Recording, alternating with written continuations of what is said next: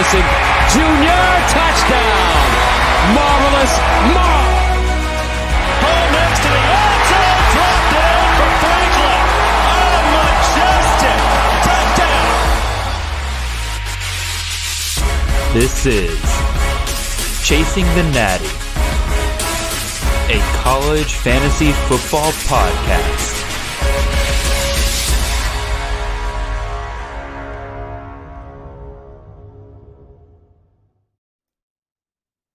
All right, welcome in everybody. This is Jared Palmgren, host of the Chasing the Natty podcast. Hope you guys are having a wonderful, well, you're not really riding to your work because it's Sunday. I hope you guys had a wonderful day at church or just having a relaxing Sunday for all of you guys. I know we're having a relaxing Sunday because we had a long day of spring games yesterday, and we'll talk about that later on Chasing the Natty. But today, we're going to focus on our ranking summit for CFF this year. We have a panel of 4 wonderful rankers here, including myself, but also we have the ever wonderful Nate Marchese, ever handsome Mr. Chris K, and the ever fantastic Mr. Justice. We all have our own rankings. You can find them over on the website.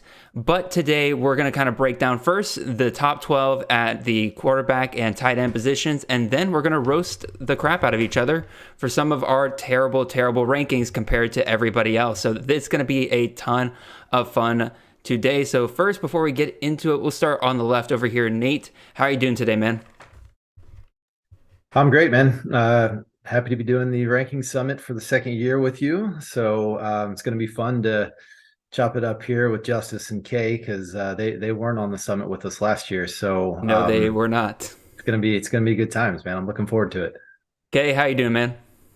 I'm good. A little nervous. I didn't watch last year, so I heard Nate was tenacious, like a dog. So I'm curious to see how this goes. But whenever you can talk college football, it's never a bad day. So excited.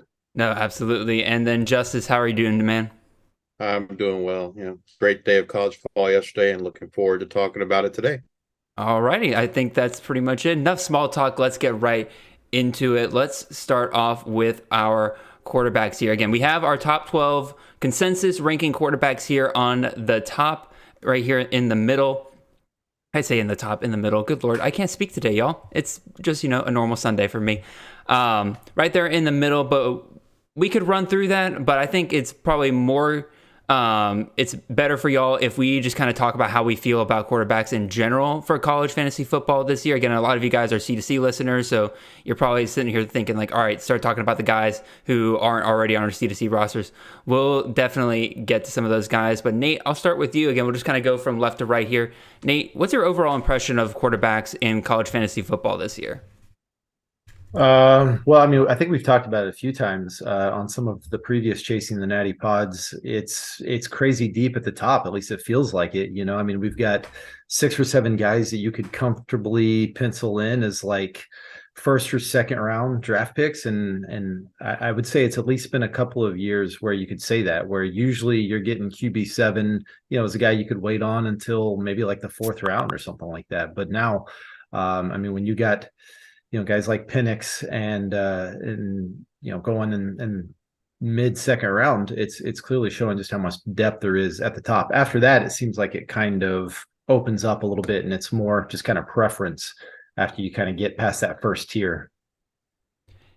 Yeah, I think I would agree for the most part. I think this is the year where I've been more comfortable with taking a first round quarterback, unless like in the past you've had guys like Malik Willis, where you're very comfortable taking him like 1 overall, but after that, you typically tend to wait on quarterback.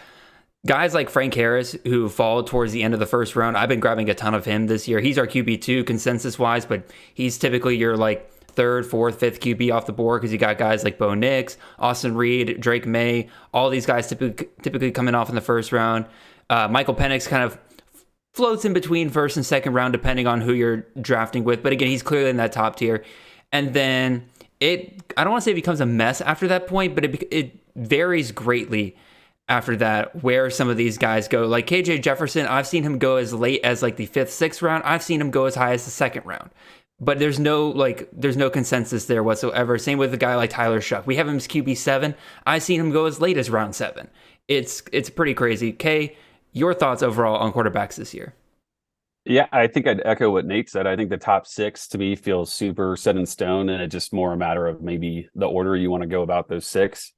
But from like 7 to 30, it feels like I could see number 30 in preseason rankings finish top 10 and vice versa. So one thing that I really like about the group is there's a ton of dual threat guys. I think we have a ton of guys that'll run it, bring some risk. Like Shuck is a really interesting guy. Finn's interesting, with some injury concerns, and just their usage can play into it. But we've been doing a lot of best ball type stuff, and I think there's some specific strategies you can help to kind of cover yourself there. But tons of talented dual threat guys that are going to get heavy usage in that like QB 7 to 30 range for me.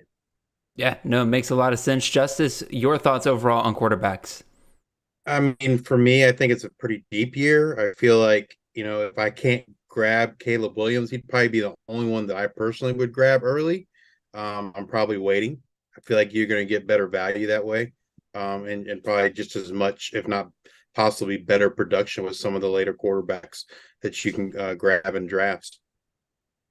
Yeah, no, it makes a lot of sense. Again, it is striking to me how much this top tier is so clearly defined, and then afterwards it's very, very much varying.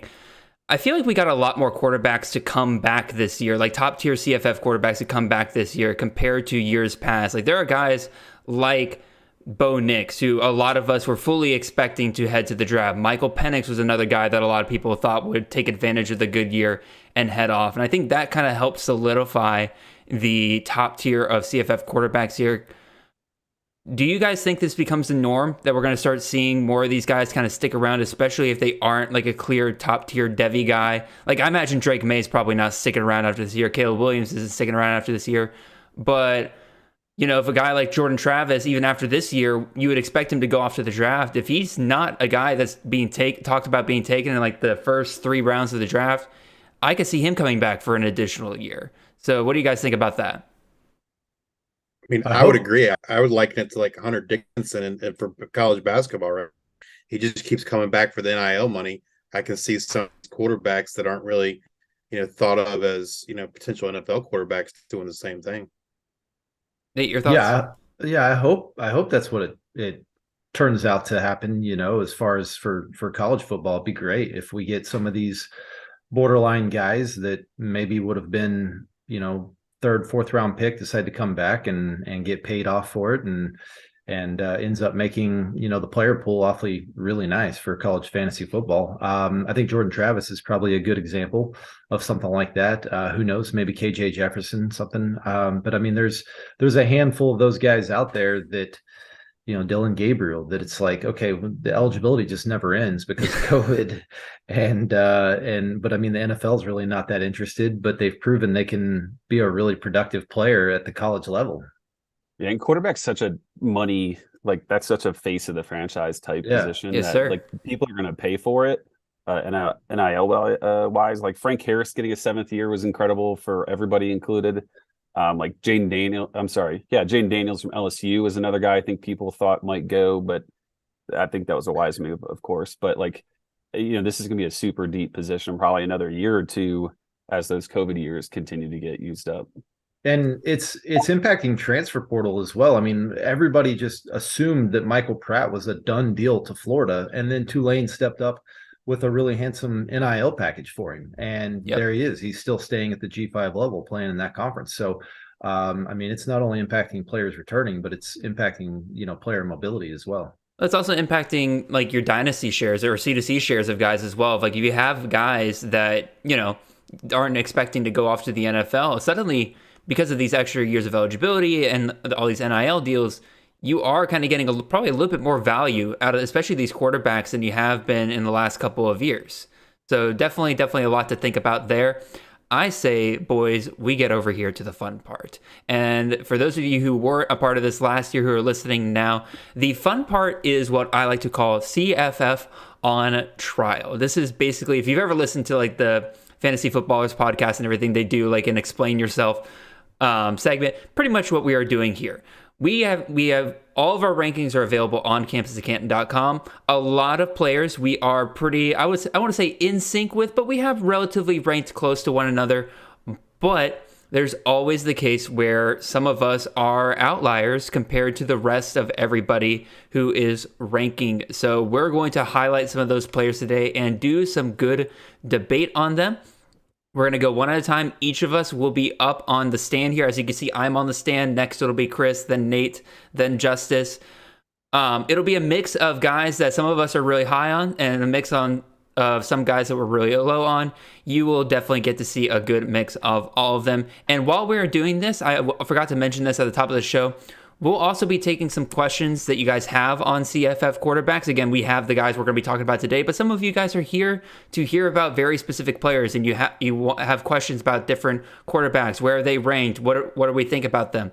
Go ahead and put those in the chat, and we'll definitely get to those after we are done here with the CFF on trial portion. So I am up first here. I am on trial for my ranking of Jalen Daniels, the quarterback out of Kansas. I have him as a top 12 QB. I have him at QB 11. Meanwhile, the rest of the folks here have him down in roughly the QB 20-ish range. So how this is going to work, each person who is on trial is going to be able to give their defense first, and then everybody else who is over there on the left is going to then have their turn to try to poke some holes and debate about the player that we are talking about. So I guess I'll go ahead and get started here with Jalen Daniels. And quite frankly, y'all ain't high enough on Jalen Daniels.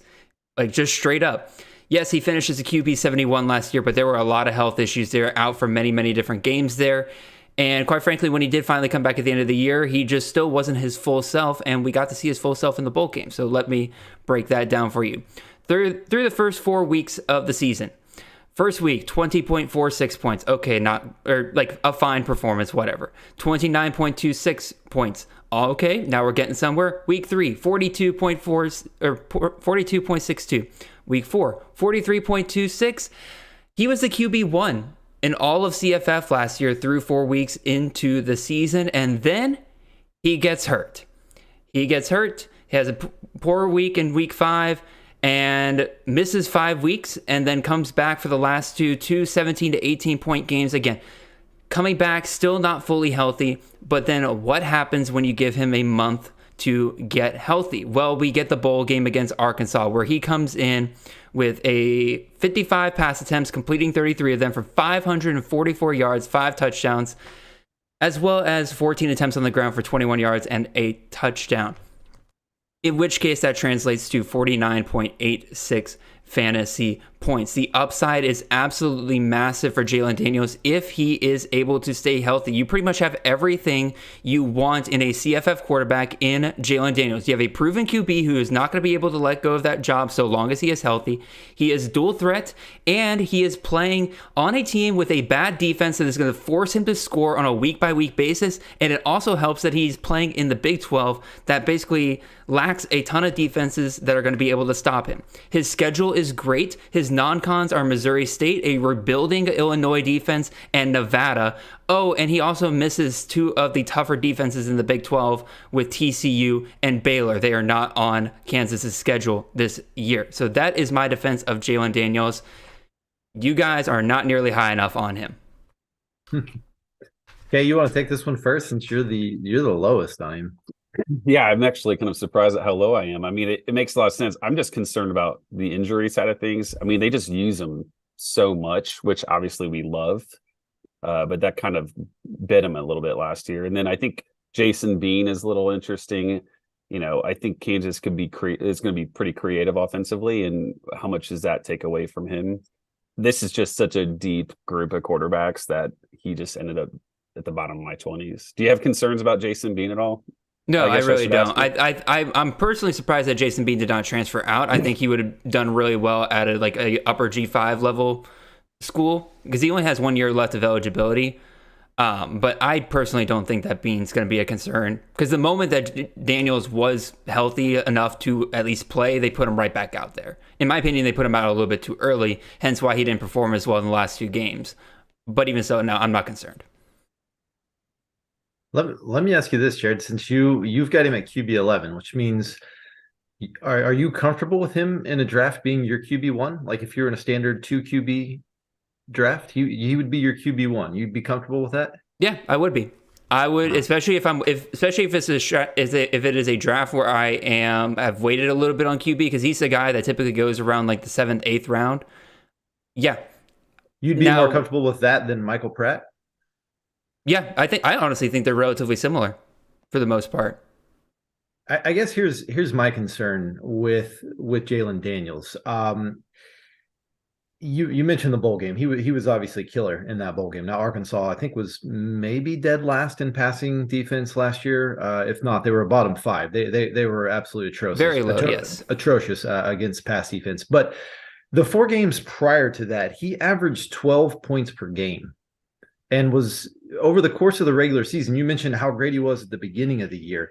Over the course of the season, he was actually outscored by Jason Bean on a points per game basis. Jason Bean was actually even better than Jalen Daniels was.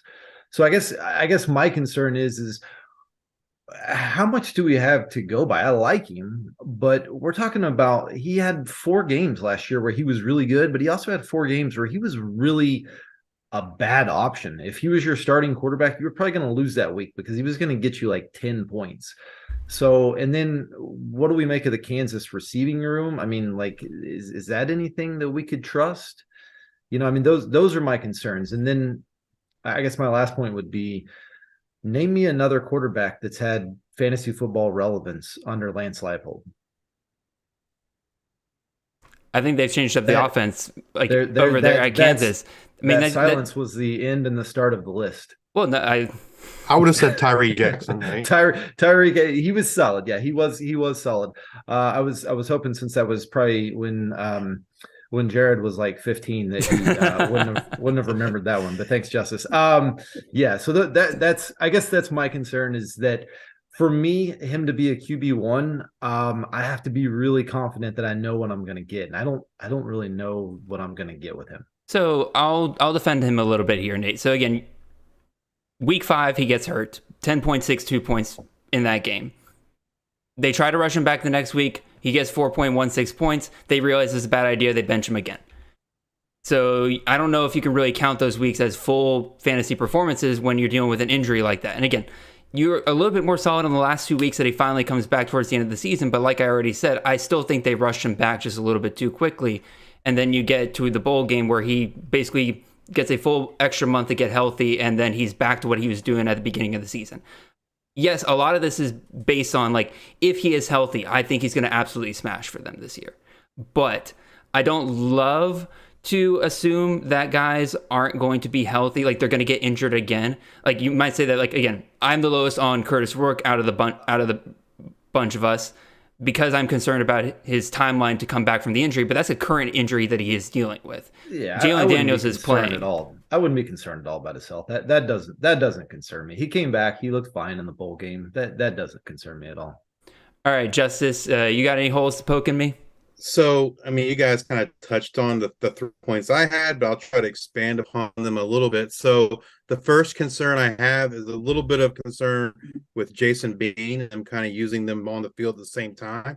Yeah. Not from the standpoint that he's going to necessarily take away passing opportunities from Daniels, but I think he's just opportunities in general, right? Trick plays with him actually running the ball, which leads into my second point regarding Daniels' injury history, is maybe they're not going to run him as much, right? They're going to let Bean do that for them, just to try and keep Daniels healthy. And then the last point I wanted to make was kind of something that Nate touched on a little bit, was looking at his points per play. He was super efficient compared to, if you looked at his points per play compared to other quarterbacks that, you know, had a similar points per play, he had half the snaps. And so to me, like, it's you ranking him that high, you're expecting him to be able to, you know, keep up that efficiency. And I'm not sure that he's going to be able to do that. No, I think it's a fair point. Again, I think Kansas caught a lot of teams off guard last year because it's Kansas. They're not, and even if Lance Leipold is the good hire for them, they weren't going to perform that well in week 1 or in year 1. Well, they did, and they ran off 5 wins to start the season. Like you said, I think it caught a lot of people off guard, led to that efficiency. So I think that's a fair point, Justice. I'll give you that one. Their defense is going to continue to suck. The good thing is he's going to be in, every week's going to be a shootout. I mean, I've got him at QB 23, but even I've been like, I don't know. I mean, maybe I should move him up a little bit. I mean, there's no way I would as long say as he stays healthy, he's not. it's a throwing it perfect all. situation for a CFF QB. They're, like I said, they're a dual threat. They're playing with a bad defense, and they're in conferences where they're not going to go up against good defenses on a week by week basis. So I like them. Let's move on to Chris. Chris, you're going to come up. Actually, Chris or Justin, any final thoughts? I was just going to say real quick, if Jaden Daniels, the LSU quarterback, was the starting quarterback, and we all knew it, there was no debate, there was no battle. You have him QB 18. Would you put him over Jalen Daniels in that situation, or do you think it wouldn't impact it enough to jump him? I would probably move him up a little bit. I don't know if I would move him into. I don't know Top if I put 11. him above Jalen Daniels because I do. Again, I think Jalen. My thing is, I've seen a full season of Jalen Daniels starting, and I've seen him be inconsistent on a week by week basis. When Jalen Daniels was healthy, he was killing it on a week by week basis. So I would still probably trust Jalen Daniels just a little bit more compared to Jaden Daniels. Their names are too close. I know. I get it. I don't even know who we're talking about anymore. All right, let's talk about somebody who we're not going to get confused with anybody else. Chris, you're on trial here for your, shall we say, downright disrespectful ranking of Tanner Mordecai here, quarterback at Wisconsin. Go ahead, Chris. I'll preface this with, you said to rank top 36. So I basically had listed everybody a certain way that it looked like he was 57. Although I'm still very low on him. I would have him I think I made like a quick update after the fact. He's like 42, which is still pretty significant. I would say that's 14 spots lower than everybody else. Yeah, it's definitely a situation where 57 is just rude. So a couple of things on Tanner Mordecai. One, I just don't think he's any good, right? Which doesn't change anything, right? Like in college football, you can be horrible and still be great for CFF. So I get that. He was good at SMU. SMU is another great pass-friendly offense that is valuable for the CFF community. So I don't think going to a Longo offense that's not the typical Wisconsin will change much. They're going to face better teams in the Big Ten, obviously.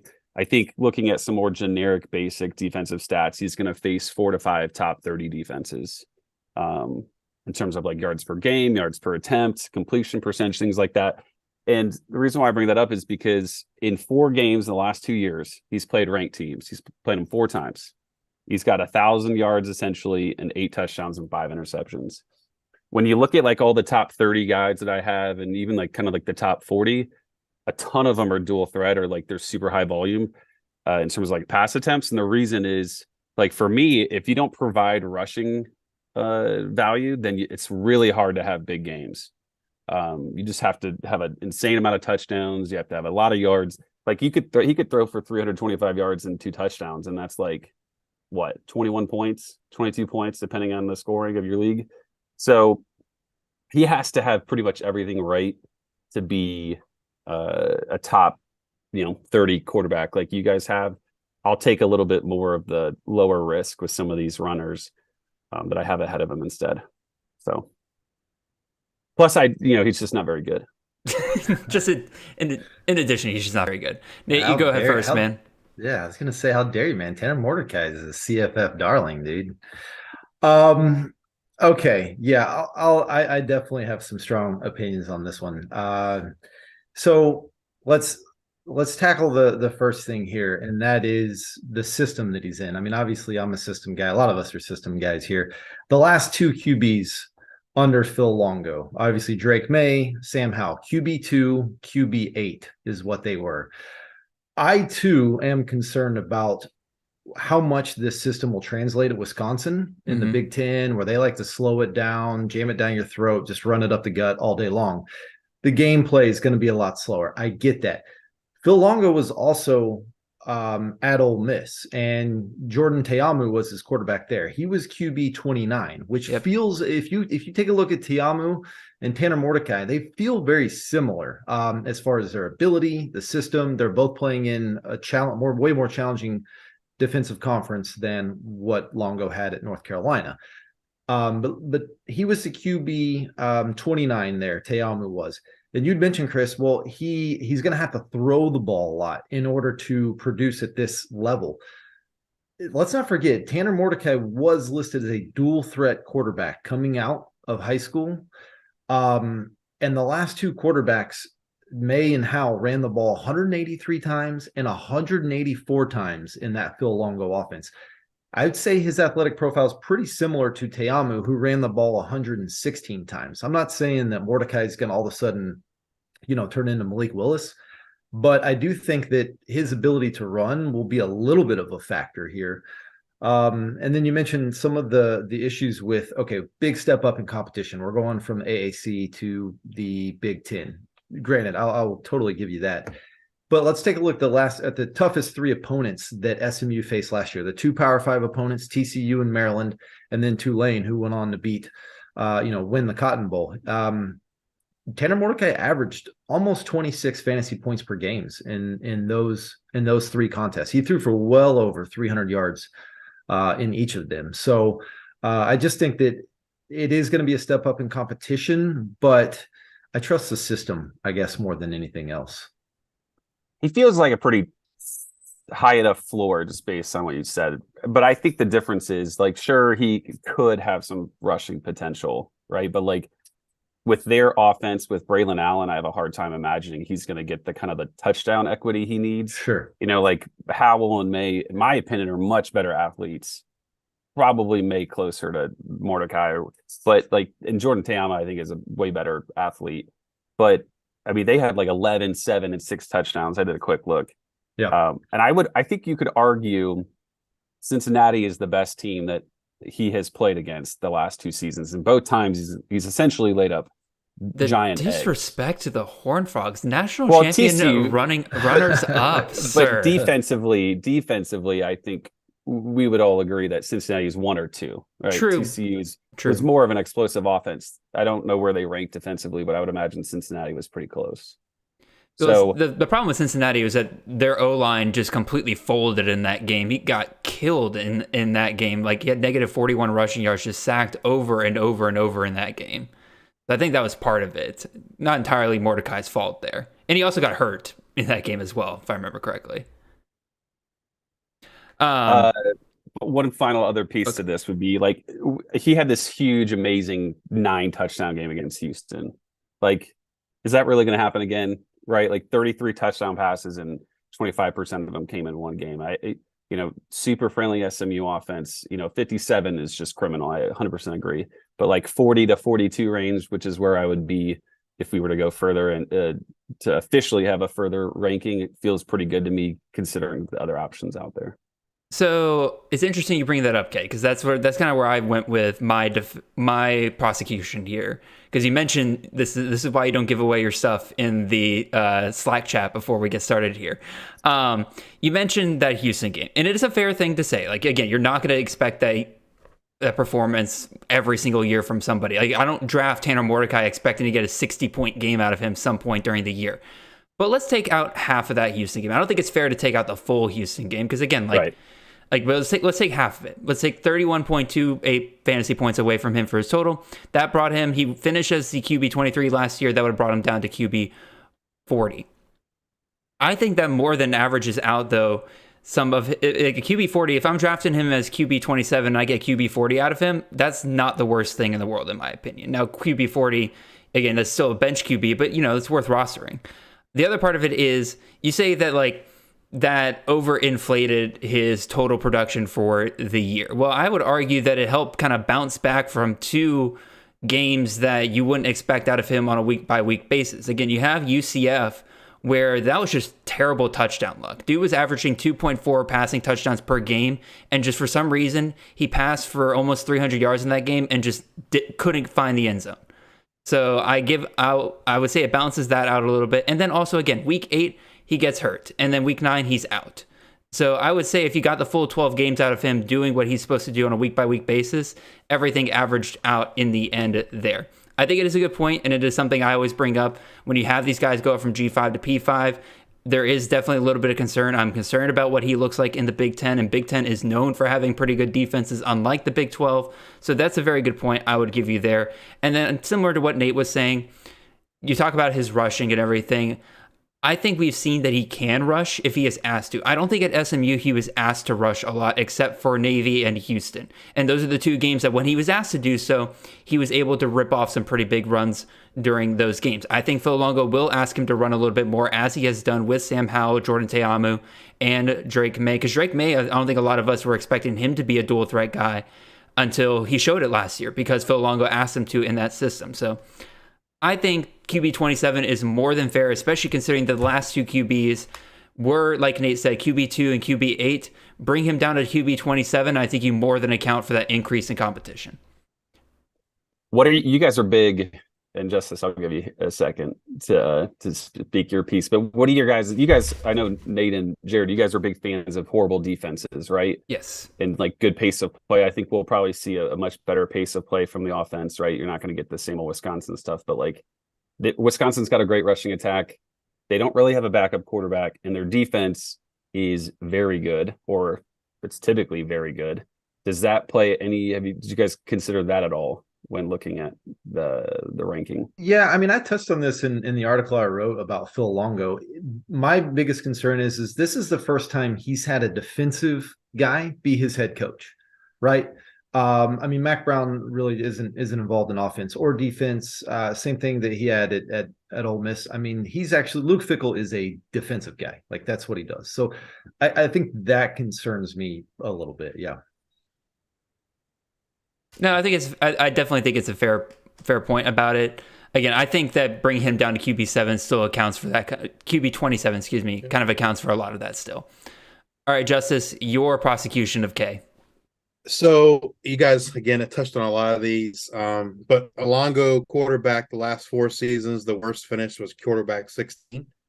And so I think we're taking that into some account with our rankings, almost doubling that. We talked about the rushing. Mordecai did have 200 yards in 2021 on 71 attempts. So, I mean, I think that's kind of like his floor for this season, where he's going to have, close to 100 attempts, maybe, 200, 300 yards, 3 or 4 touchdowns. As you did mention, he will have a better running game than he had at SMU, but he's also going to have a better offensive line too. So that's going to help with the passing there. I did take Mordecai's fantasy points per game and then use Longo's quarterback snaps average over the last 4 years. And if you multiply those two together, you come up with 378.81 points for Mordecai, which would have been quarterback 6 in 2022.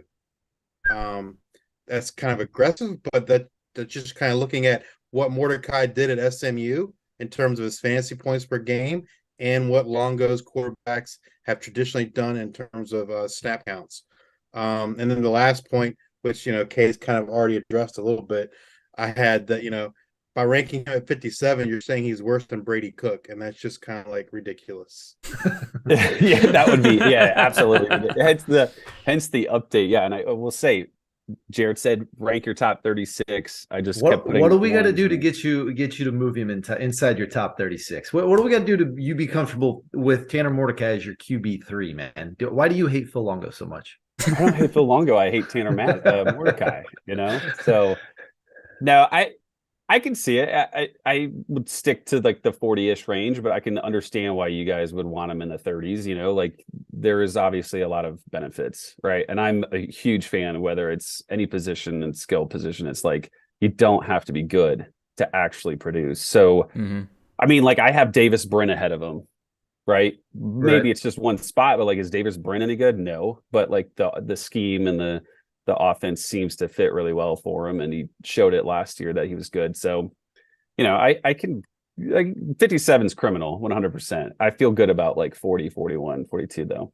All right. I think he has a safe floor too, right? And I think that's kind of a good value for him. Where we have him ranked is, he's going to be consistent for you.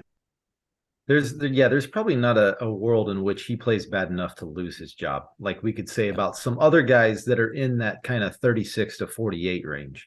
Yeah, I think Nate wants us to move on over to his defense over here. So let's get on over to it. Nate, you're on trial for your ranking of Kyle McCord. You have him down to QB 26. Rest of us have him. Kay and I have him in like the upper to mid-teens.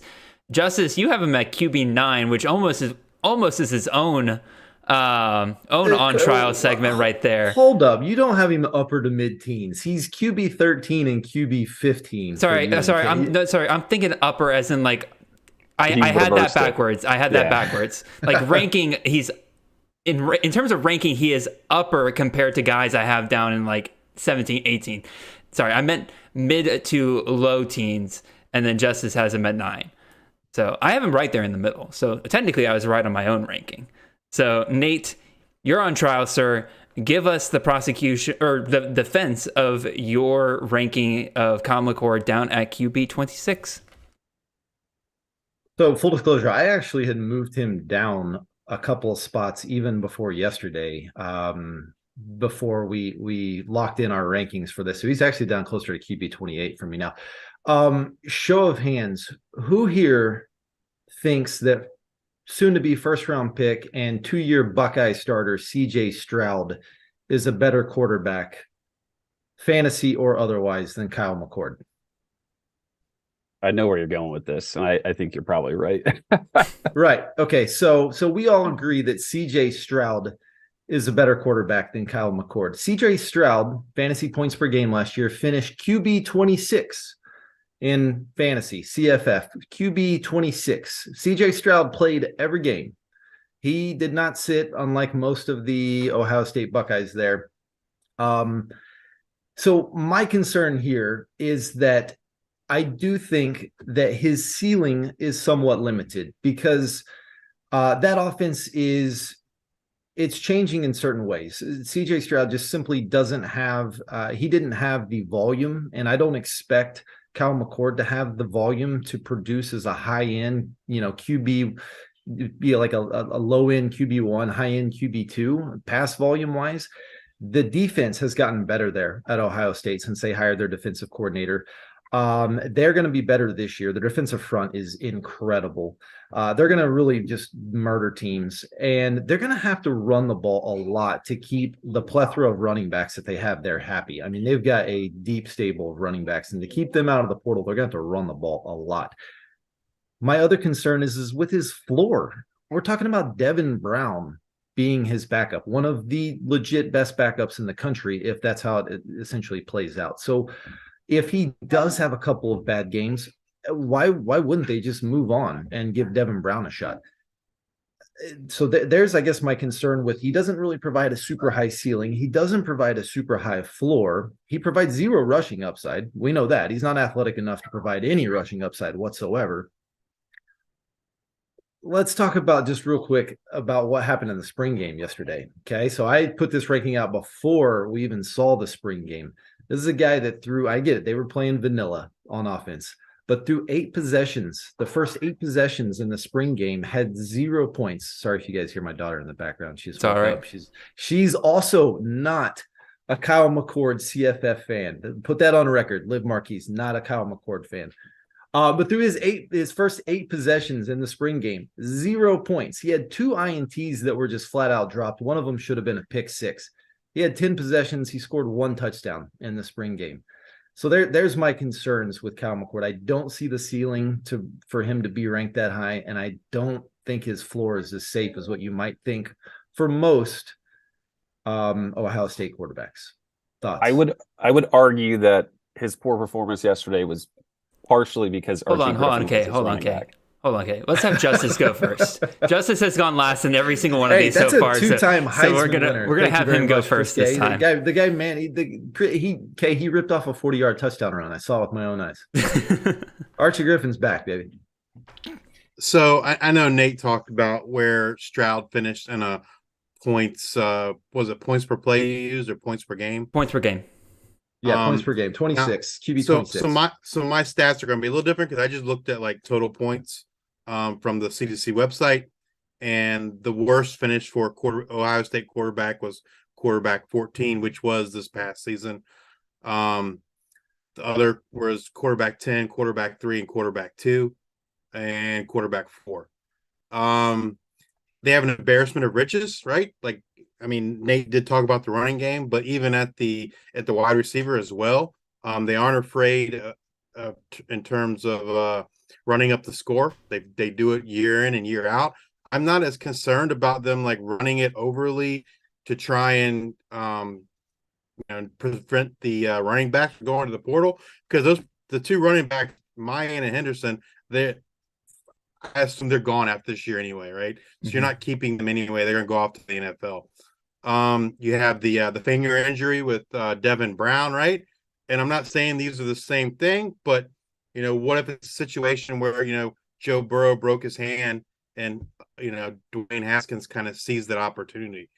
Maybe that not that he took full advantage of the opportunity yesterday, but something that's not, I think, out of the realm of possibility. And the last thing, which I know Nate didn't specifically talk about this, but they're going, supposedly Ryan, he has said that Hartline is kind of taking over the offensive play calling duties. But everything I've read said that he may have said that, but that's not what's really going on. Is that he's still very much involved in the coaching of the offense and the play calling. And the quote I read was basically said he just can't help himself. That's just kind of who he is. So I'm not as concerned. I think I would agree that 9's probably a little bit aggressive, but I think top 15 is where he belongs. Nate, I'll let you respond to Justice first, and then I'll go with my prosecution. No, I mean, you guys can go ahead. I've kind of said my piece. I'm curious to hear what the rest of you guys think on this. The only response I would have to Justice, I guess, would be is that they've made it very public. Ryan Day's made it very public that they plan to kind of change. They want to change their philosophy, change their mentality a little bit. They know if they're going to compete with Michigan, which is the ultimate thing, like they only have one game on the schedule that matters for them, and that's Michigan, is that they have to be more physical, more aggressive, and being able to pound the ball.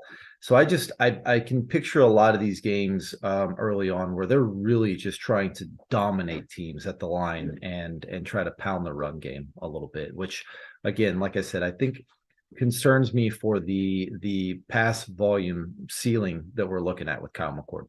What I would argue on that point, Nate, is if you're that worried about it and you're going to need to pound the rock against Michigan and everything, wouldn't you want to kind of save the tread on your running backs earlier and earlier in the season so they're nice and fresh for that Michigan game? Which one? Are you talking about Travion? Are you talking about mine? Are you talking about Chip? Are you talking about Pryor? They pretty much lost all of them this past year to injury. Oh, dude, there's no running back room. There is no end to their running back room. It's ridiculous. I mean, when one or two of them transfer after the spring, it's probably not going to look as deep as it looks right now. Yeah. That's anyway, a good point. So, Nate, again, you use points per game. Sorry, I interrupted you there. No, it's okay. It's okay. I love it. I love it. Violation on my part. No, Nate. This is all good. I am prosecutor and judge. I'll allow it. Again, you use points per game. I'm notorious for using total points because I do think availability is a good ability for CFF players. And so if you are playing all 12 games like the Ohio State players have been in the last couple of years, you are looking very good as a CFF asset to me. Again, Stroud this past year finished as QB 17. Year before finished as a QB 13. So to me, it feels right about right for a guy like Kyle McCord to be slotted right in there between. Now, I agree. There are probably guys that have ranked behind Kyle McCord that have a higher ceiling because, like you've said notoriously before, Nate, there are things that you want to target. You want guys with high volume. You want guys with dual threat ability. You guys want guys with bad defenses. Kyle McCord has none of those things, but you know what he does have? An offensive coordinator / head coach who has been just spoiling his quarterbacks the last couple of years with the amount of touchdowns that they get. 41, 44, 41, and 50. Those are the average passing touchdowns a Ryan Day quarterback has gotten over the last 4 years, excluding 2020 because that was a short season. Didn't really worry about that. Didn't really extrapolate that out to 12 games. So I think regardless, McCord is going to get plenty of passing touchdowns, especially since he has that embarrassment of riches at the receiving position. You got Ibuka, you got Marvin Harrison Jr., you got Stover. You got, again, I know Fleming isn't the greatest, but it's still another good receiver for Ohio State to use. Jaden Ballard, I think, is underrated. Now you got Carnell Tate and Brandon Innes. They're probably going to be great for Ohio State this year. Even if McCord himself isn't that talented, those guys are going to elevate McCord's performance throughout the year because they are going to be able to score those long touchdowns. And as we saw yesterday in the spring game, McCord can also get the ball to them when they need those opportunities downfield. Now, the other part about that spring game yesterday, because you brought that up, McCord, did not look great that first half. I was actually very concerned throughout the first half until I remembered that, again, Marvin Harrison Jr. only played the first couple of series and he had 3 catches for 62 yards. So he's fine. Him and McCord's chemistry is fine. Egbuka was out. Fleming was out. Jaden Ballard was out there. He was probably one of the few things that McCord could count on through that entire first half. I think once McCord gets his guys back, it's going to be like you're going to see a lot better performance than he did yesterday in the spring game. And then last but not least, again, you bring up not a good spring game yesterday. Plenty of offenses in the past have looked bad in spring games before lighting it up in the fall. Specifically, the one that comes to mind is none other than 2019 LSU. Go ahead, Kay. I mean, everybody. Yeah, any additional thoughts? Well, I think it's just a matter of like if he wins the job, then it feels like his floor is incredible. You know, like an Ohio State quarterback just is successful. They always have more passing touchdowns than rushing touchdowns, and they score a ton. Like if you were to look at maybe the last 6 or 7 years, they pass more than they run more than they throw, and they pass for the touchdowns more than they run for them. So the fact that he's not mobile definitely helps or definitely hurts him, right? But they throw for such an obnoxious amount of touchdowns that it makes up for it. And I mean, the same argument can be, I think 2 different points here. I think the same argument can be said for all the receivers that they have is they have to kind of help keep them happy, right? Mm-hmm. But also too, they tried to run it down everybody's throats last year and were horrible at it, like relatively speaking, based on the talent and everything in their room. Like, I don't know if I take a coach quote like that too strongly, because they tried to do that against all these different, like that Northwestern game, sure, is awful weather, but like you're better than every single player other than maybe 1 or 2 on Northwestern, and they couldn't really run it super successfully. So it's just it's one of these, I think there's a couple battles like CMU, Alabama, and Ohio State. Like if I knew who the starting quarterback was, I'd feel much better about my ranking of them. And, at this point, like I have McCord 13. I have not drafted him yet in any of my best balls. But it's just one of those hard situations where you don't know who the quarterback is. But I certainly, once we get confirmation, that's like a spot to hammer, in my opinion. To be fair to Kay, in terms of like where he's going in drafts, Justice would be the only one out of us who have any shares of McCord because he's currently going as QB 10 in most drafts. So the public is even higher on him than we are in general. The public's dead freaking wrong. Dead wrong. Last point I'll point out on McCord here. So I do think that we have to look at this from a points per game perspective. And like I mentioned, it's QB 26 was what Stroud was. You guys can go back and spout off all the previous years and 50 touchdowns, 49 touchdowns. They played 15 games, Ohio State did, because they're playing in the Big Ten championship. They're playing in the playoff games. Even their bowl game 2 years ago, they were throwing against a running back playing cornerback, against Utah. So I'm just saying that some of those numbers are skewed. Points per game wise is kind of what I would focus on here. I'll raise my hand for one more thing here. Hang on. One last thing. What changed last year? So Stroud only threw for 3,500 yards and 41 touchdowns, which is significantly lower than what we've seen from past Ohio State quarterbacks. What changed last year? The defense changed. The defense got good again, which they hadn't been for like the last 3 years prior to last year. Defense is going to be even better this year. They're not going to throw it as much because they're not going to be in as many shootouts as they were 2 years ago when Purdue, or 3 years ago when Rondale Moore goes for 250 yards and Purdue puts up a 42 spot on them. That's not happening this year. The schedule: at Notre Dame, week 1, 2, 3, 4. At Notre Dame, week 4. That's when Devin Brown becomes the starting quarterback. And you guys are all regretting drafting Kyle McCord as your QB 10. Public, don't do it. Don't do it. The good news is that Devin Brown is not going in redraft league, so therefore he's most likely going to be available on the waiver wire, and I could take my chances there. The other part of it is, again, a quick note on my rankings of him. When I say Stroud finishes QB 13 and QB 17 the last 2 years, that is based on a 12-game sample compared to everybody else. Like, that is weeks 1 through 13. Like, yeah, I put that is one thing I try to do with my rankings.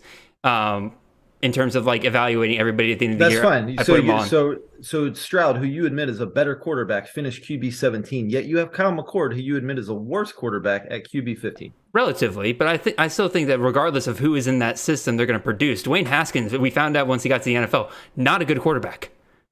Yeah. Not a good quarterback, but he still produced hella in this offense. It doesn't help Ohio State quarterbacks now that Michigan's not a walkover either. Like, it used to be like 400 yards and 5 touchdowns every single season. True. Now it's like 400 yards and 2 touchdowns. So that does actually help or hurt him here. I'll give you that. All righty, let's move on from Kyle McCord and let's get Justice up here on trial. Sir, you are on trial for your ranking of Quinn Ewers, so much higher than the rest of us. You got him at QB 22. I have him at QB 38. Kay, you got him at QB 45. Nate, you have him unranked. Nate, may I ask, just ballpark it, what do you where do you think you would roughly have Ewers if you expanded your rankings? I don't know. I guess probably about where Kay has Tanner Mordecai. Somewhere between QB 45 and 57, I guess. Sounds good. All right, Justice, you're on trial. Give us your defense of your very generous ranking to Quinn Ewers here. So I'll start off with someone we just talked about a lot, and that was C.J. Stroud. So as Jared said, I think Stroud was QB 14 and QB 17 the last 2 seasons. And I feel like Quinn Ewers, number one, I feel like Quinn Ewers is a better quarterback than C.J. Stroud. And I think he can have a very similar year in terms of production to what C.J. Stroud was able to do at Ohio State. So they have lots of weapons in the passing game. You have Xavier Worthy, A.D. Mitchell, the freshman Jonte Cook.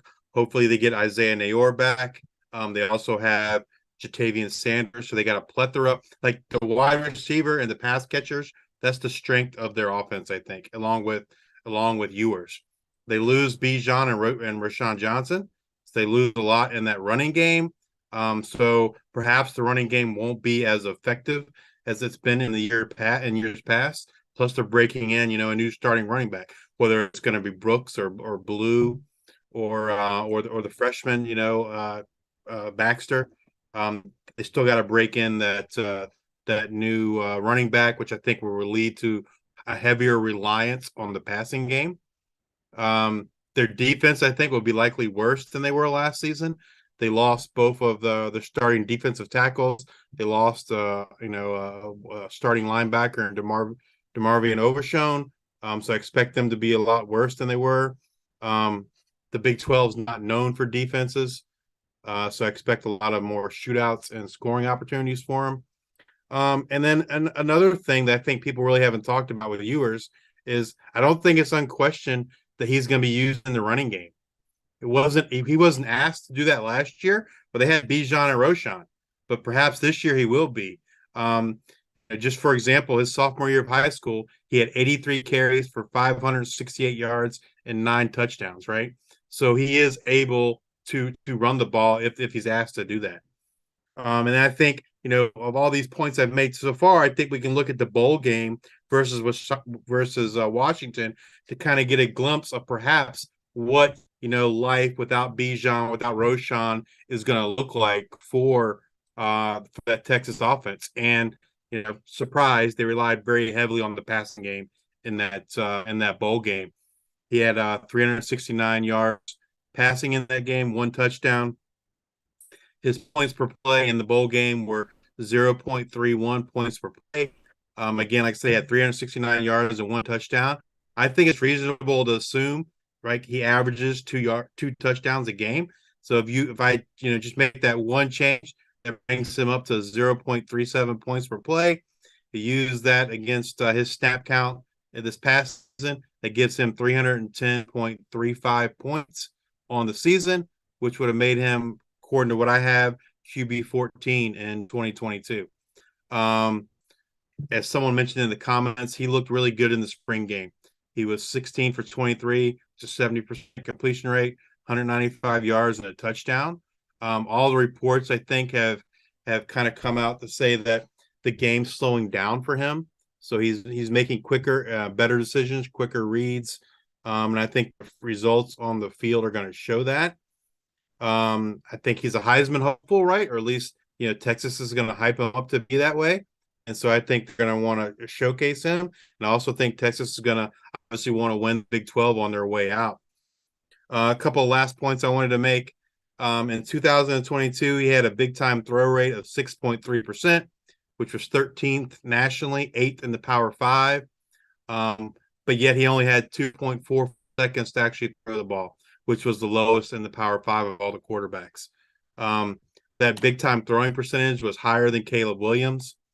In 2022, he had an average depth of target of 10.5 yards, which was 21st nationally, 10th in the Power 5, which is higher than Drake May, higher than Michael Penix, again, higher than Caleb Williams. The offensive line, I think, will be greatly improved compared to last season. All 5 starters return, and of those 5 starters, 2 of them were freshmen last year. So I think all these things combined culminate in a CJ Stroud type year for Quinn Ewers. Okay, you haven't gone first in a while, so let's have you start this prosecution. No, it's just, you referenced the Washington game and he definitely looked better, but he only had 1 touchdown, right? Does that that's the issue. And that's why I lean so heavily towards these dual threats, is that you have to have a heavy touchdown equity or else you're in trouble, 360 passing yards is 14 points. So that's just where my concern comes in with him. Luckily for him, he does have insane talent around him with receivers and a good tight end, right? It is the Big 12, but I don't know. It's hard for me to buy into him when you have to kind of hope he progresses. You don't have to worry about QB battle, which is nice, but I don't know. Maybe the running backs do absolutely nothing and he scores a lot, but I would rather risk elsewhere instead.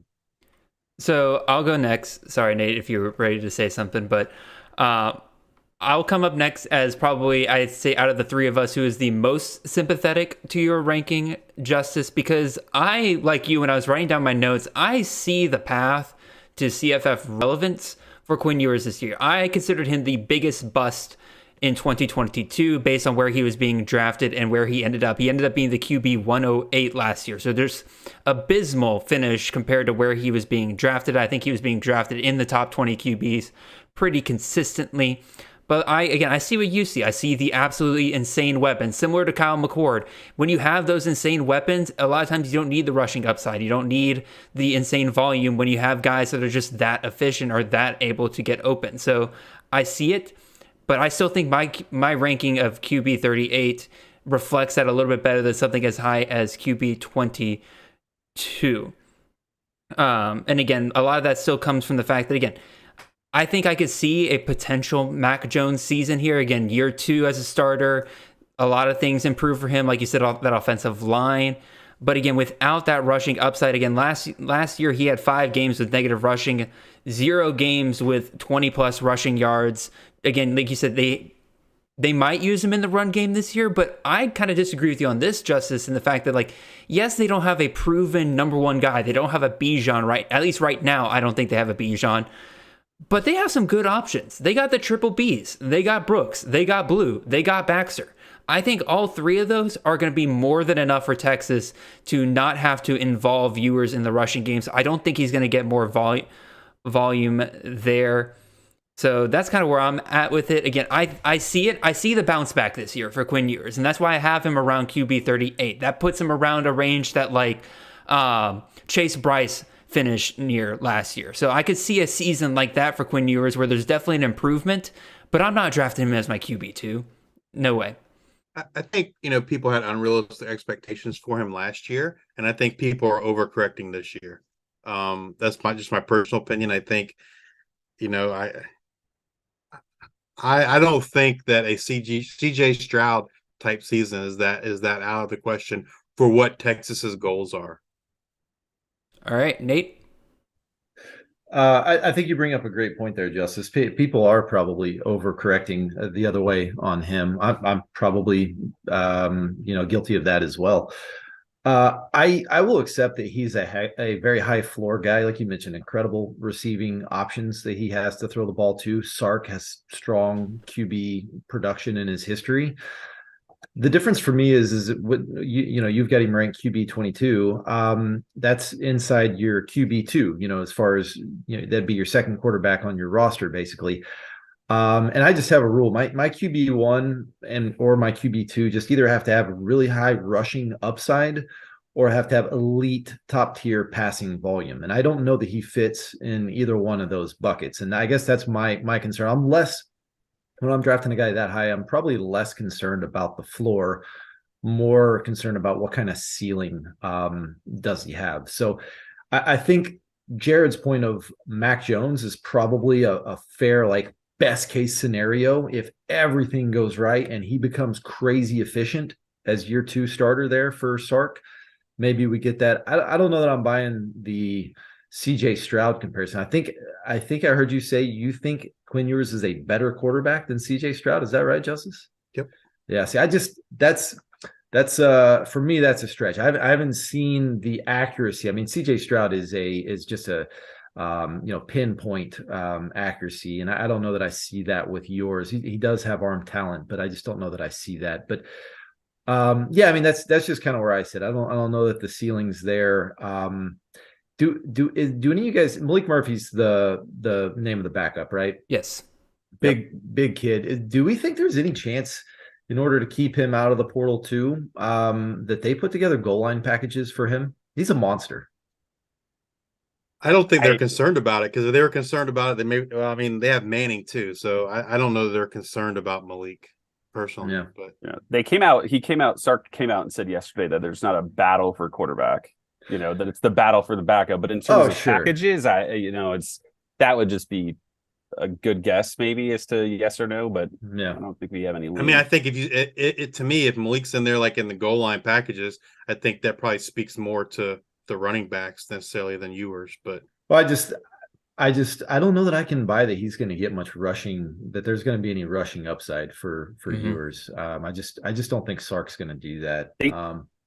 They used a lot of Wildcat last year, didn't they? Around the goal line, Roshan. Yeah, Roshan. Right? So So it wouldn't shock me. And I think that's, like I said, that just limits. You love it whenever your quarterback, even if he's not a rushing option, can punch in, 3 or 4 throughout the course of the season. I just don't even know that that's much of an option for yours. All right, Justice, any final thoughts? No, I like I said, I like Ewers. And if I was gonna draft Ewers, I would probably team him up with someone that has a higher ceiling and a more rushing ability, right? Yeah. I'm not going to try and team up 2 quarterbacks that, their values strictly based on passing. So I think good point. That's a strategy you need to take when you're considering certain types of quarterbacks. No, I agree with you, Justice, on that. It's a similar thing I meant to bring up with Jalen Daniels when Nate brought up the me putting Jalen Daniels as my QB 11. Jalen Daniels, he's already a late option. Probably when I draft Jalen Daniels as my QB 1 option, I'm then probably drafting 2 or 3 other quarterbacks within a couple of rounds of that. I recognize that I think he has one of the highest ceilings of the quarterbacks that I'm drafting in my top 12, but I also recognize that hey, this is also the range where I was already starting to consider taking my 2 and 3 quarterbacks off the board as well. So I agree with you that some of these guys call for different strategies when you are drafting for them. So I think it's a very good point. All right. Let's bring it back over to this page. And we'll answer 2 of the questions, both from Justin in the chat. And I think both of these are pretty good questions. I think we can answer relatively quickly here. Justin asked, this is a very good one in my opinion. If Jalen Milroe wins the job, how high are you ranking him with the rushing upside that he brings? So I'm looking at it, and he 100% to me moves up probably into my top 24 easily, because again, it's Bama. They're going to dominate most of their competition. They're going to have plenty of scoring opportunities for him. He has a rushing upside that we haven't seen from a Bama quarterback, in my opinion, really since we've seen Jalen Hurts take over for Bama. So I'd probably move him up pretty high there. Who wants to go next? Do you know where we have him ranked right now? Because I don't, off the top of my head. I currently have him ranked right alongside Ty Simpson down in my QB 40s. I can look up our rankings here while you guys are thinking about it. I have him at 31 currently. I would probably say top 25. But the thing is, right, like before, like that 20 to 25 range is Hornsby, Donovan Smith, Brendan Armstrong, like Pratt's up there, Stone's up there, Riley Leonard. So like there's just a lot of good quarterbacks that feel like they have a little less. Well, I would say Hornsby and Donovan Smith have a lot of risk, but their upside is just insane. I think it's much higher than anything Milroe could be. So, yeah, I mean, I have him at 31. I'd bump him to 25 or so for sure if we knew for a fact that he was a starter. Milroe is our consensus QB 48 right now, right between Seth Hennigan and EJ Warner. So me and Nate probably don't have him ranked, right? I don't believe so. Maybe I made my adjustments after we finalized for the show, but I currently have him ranked QB 25. Okay. And I'm probably baking in, even still at QB 25, baking in a little bit of risk that he doesn't win that job, or that even if he does, maybe he loses it. You know, I mean, Texas is in their non-con. I always worry about, you know, when there's a QB competition and they've got a big time non-conference game early in the season. But yeah, I think what Kay had mentioned, somewhere inside that top 25, you know, is like a late QB2 would kind of probably be where I would settle in on that. But I mean, obviously there's big upside there as the Alabama quarterback. And I think Rees can support a dual threat quarterback pretty well. All right. And then I would say probably quarterback 30-ish for me. I just feel like, you know, I don't think he's going to offer enough in the passing game. I mean, he's going to be elite for rushing for Alabama, sure, but does that mean elite rushing for CFF? I'm not so sure, right? When it comes to his passing, I would argue that if he wins that job, it probably means because he's improved greatly in the passing game. Yeah, or Ty Simpson sucks. Or Ty Simpson sucks. But in which case, in that case, Bama probably goes to the portal. And Bama's not afraid to tamper. We know that. They're not going to the portal. They're not going to get a quarterback this late in the game. Not anyone that's going to be better than those guys, I wouldn't think, right? I think if he does start, they will use his legs. Why the hell else would you start Jalen Milroe if you're not going to be prepared for him to run the heck out of the ball? I don't question that they would use it. I just don't know that it's going to be what I would consider elite from a CFF quarterback standpoint. It's going to be elite from a Alabama quarterback standpoint, right? But you know, to me, it's not going to be what I think people are expecting with like Malik Hornsby, for instance, or you know some of these other. To me, like it's not this, and it's not a great example, but I'm thinking of like the Navy quarterback, right? Where they're not offering a lot of passing. Now, I'm not saying that. I would say, I don't think Bama's running the triple offense. I'm not saying that. I'm just saying that in terms of what I would expect from an overall fantasy points production, that's kind of where I would put Milroe.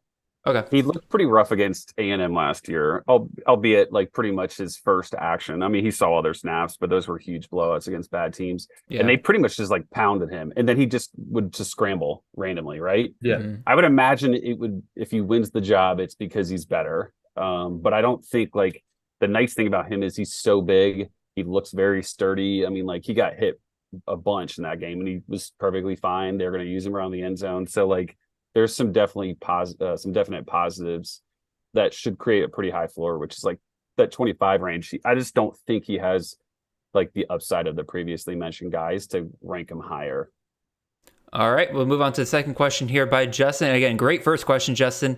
His second question: any chance Clay Millen and Colorado State light it up again this year? Do we expect a bounce back for the Rams? Tell me he said light it up again. No, so he said light it up this year. Okay, I was just going to say, man, if he said light it up again, I love this guy's jokes. I think it'd be hard for him to be worse than last year, right? I mean, I think he was pretty, accurate, but his overall stats in terms of yards and touchdowns were down. So, yeah, I fully expect that, he's going to have a better year. But is he a CFF option, though? Yeah, but to me, it's like quarterback 3 at the most, right? He's not someone. I mean, that's just kind of where I see him. He doesn't offer much of a rushing upside at all. Mm-hmm. Yeah, I'm there somewhere between QB3, QB4 would be what I'd say. they like Justice said, they can't be worse than last year. It's impossible. They just wouldn't be passing the ball if they were worse than last year. So it's year two. It's air raid. I can see the upside of him bouncing back. Yeah, I definitely agree with you guys. I'd have him around like my QB, definitely somewhere between like QB 36 and 48, like right around that range. If I talk myself into back and believe in them, because again, he's going late enough that I can draft him there. And then from all reports, it sounds like again, Torrey Horton is still the main guy, but Justin Ross Simmons has really stepped up for them recently, and it sounds like he's going to be a great number 2 option for them, which I think is something they severely lacked last year. So that should help everybody out there. The running back's a big question mark, right? With Avi Morrow being suspended. So, it could lead to more passing too. Watch out for Damian Henderson, though. There's probably also a world in which Clay Millen really, really sucks again and then like falls off the face of the earth. And we're like, do you remember like 5 years ago when we drafted Clay Millen 2 years in a row and he was like the worst fantasy quarterback of all time? Yeah, there's that world probably exists. That world 100% exists, in which case we probably get somebody else taking over for him. Kay, your thoughts? I feel like you guys are being really positive about him. It's a super deep draft, like a position. I just wouldn't want to touch him in the top 50. I mean, it's just, you look at the names, there's just some really good names out there, more proven, good offenses, I've got him QB 48. QB 48 is where I currently sit on him. It's one of those things where you're 100% right, Kay, where like, and you said this before, Kay, where like after like that top 6 group, especially anybody between like QB 18 and like QB 36, you could have anybody anywhere. But to be like, once you get outside the top 36 and you start getting into like the 40s and the 50s, I do think it does start to dry up a little bit there, because then you just have quarterbacks and a bunch of bad offenses, and there's only 131 starting quarterbacks, period. So I think Clay Millen's right on that edge for me. So that, again, that QB3, QB4 range starts to make a lot of sense for me. Would you rather him or Diego Pavea? Let's get weird. I don't think I have either of them ranked. I often forget Diego Pavea is a real person. I don't know why. I just forget he exists. I would rather... Maybe it's because of the program he plays for. I would rather Pavea in a best ball. I would rather Millen in a redraft. I would say that. They're close, but that's how I would kind of break it down. All right. Let's get on over to tight ends. Thank you for the questions, Justin. Again, for those of you who are still listening in the chat, make sure you go ahead and start dropping some tight end questions, because we will answer those near the end as well. But boys, let's talk about our top 12 here and how we feel about the tight end position in general. I would say we're all pretty set on the top 8 guys here. So your Bowers, your Keithy, your Sanders, your Maryland, your Lachey. Brady Hunt maybe drops down a little bit. I think that might be one or two of us ranking him really high. But Mason Taylor, Jalen Conyers, we're all relatively high on them. And then after that, man, it's a mess. And we'll see this in the rankings in a second here. Like, it was difficult for me when putting this show together to find guys that 3 of us were high on, but 1 person was low on. It was all just some of us being higher on some guys than others. And that was kind of the outliers there, because that top tier, I feel like, is very secure for all of us in terms of like, those are your best options. And if you can't get one of those top options, you will go and just take your pot shots on just whoever happens to be available after that point. Do you guys kind of feel the same way? Yeah, I think, was it the last episode with Nick Ian Allen that either you or him, Jared, I think it was one of you guys, or maybe it was Nate in a previous episode, that said kind of like, take guys, shake them up. You could take guys 11 through 30 and shake them up, and it might have even been K and BTR and shake them up and let them land where they may, right? Mm-hmm. That's kind of how I feel with tight ends after you get, say, past like the top 10. Yeah, I think there's a really solid core. Obviously, I think Bowers is like the clear 1. Yeah. Keithy is like the clear 2. I wonder a little bit of like that Utah tight end situation, how much like Cameron Rising's health will impact it. But I feel good about Keithy. But then there's just like this like level of people that are just insane potential upside or complete bust, like Trigg or Kuntz from last year, right? Like the Conyers at Arizona State, super interesting. The Temple tight end, David Martin Robinson. Like, I think there's guys that have kind of insane upside that could just do absolutely nothing. So like, I think for personal strategy purposes, I'm trying to kind of mix those guys up and not be super heavy on one, just because it feels like the position's pretty volatile. Nate, your thoughts?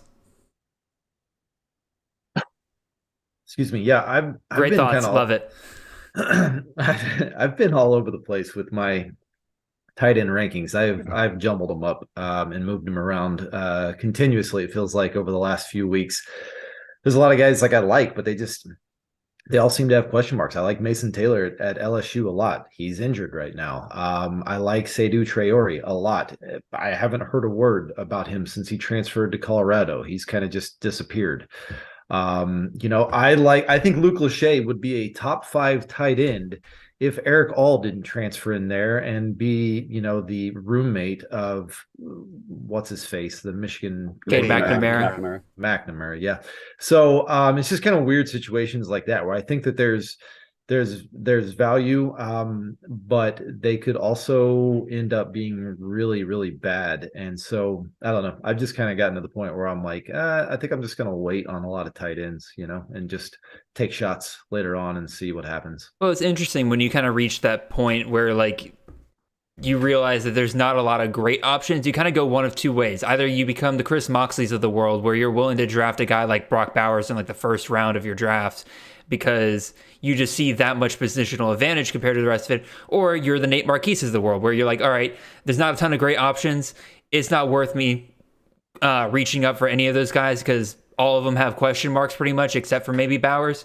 So I might as well just wait and take some shots on a guy like Eric All, who is currently going, as I just had this pulled up. Yeah, Eric All is currently going as the tight end 24. He's a roommate of a quarterback in one of the most productive tight end offices that we've ever seen in college football. So why not wait and take a guy like that? And if he doesn't work out, guess what? There's going to be one or two tight ends that appear on the waiver wire every single year that we're going to snatch up in the first couple of weeks if a guy like Eric All doesn't work out.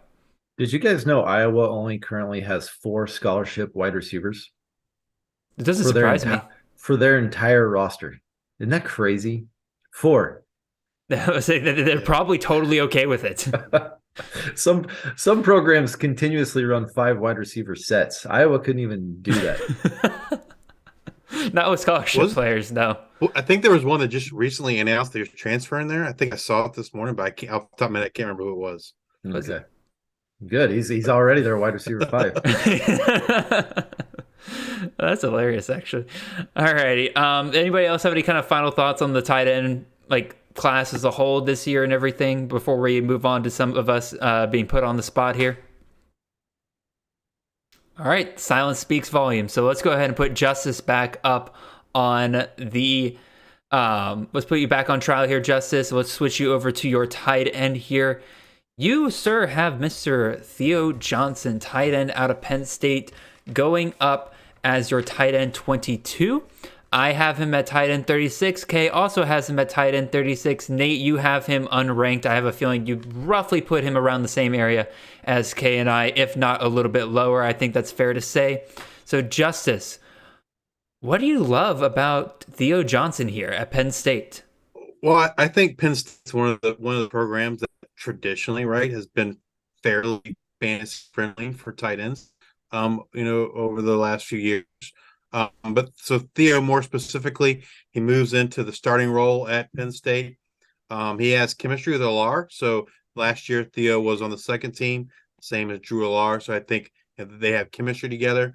With Alar being a first-year starter quarterback, they tend to like security blankets, and that's what the tight end position usually is a security blanket. I also feel like Alar is a better passer than Sean Clifford. So I expect more things out of that passing game. Johnson at 6'6", 260. I think he's a mismatch for opposing defenses. They used him that way in the past. For his size, he's pretty athletic, pretty quick. Last season, Brenton Strange was tight end number 22, and Johnson was tight end number 55. But Johnson averaged 5 more yards per catch than Brenton Strange, and his average depth of target was 13 yards which was 8 more yards than Brenton Strange. Last season, Theo Johnson's points per play were much higher than Benjamin Yursek, who I think we have ranked 12, Brady Hunt, who we have ranked 7th, and Ben Sanat, who we have ranked 20th. Last season, the 2 tight ends, Strange and Johnson, combined for 52 catches, 690 yards, and 9 touchdowns. If you assume last year it wasn't quite a 50-50 split, but it was fairly close to that. If you assume that Johnson gets 60% of that, then that would put him at tight end 24 last season. If you assume he gets 65% of that, that bumps him up to tight end 14. And if you assume he got 70%, that bumps it up to tight end 11. Penn State's breaking in new wide receivers this year with the loss of Mitchell Tinsley and Parker Washington. So I think, again, all these things combined, I think you can make the argument that Theo Johnson's role is very well defined, and it's probably the most secure role of all the pass catchers for Penn State. And I really don't think there's another tight end that is going to, at least not in the beginning, maybe by the end of the season, one will step up. But I don't feel like the split's going to be nearly 50-50 like it was in years past or this past season.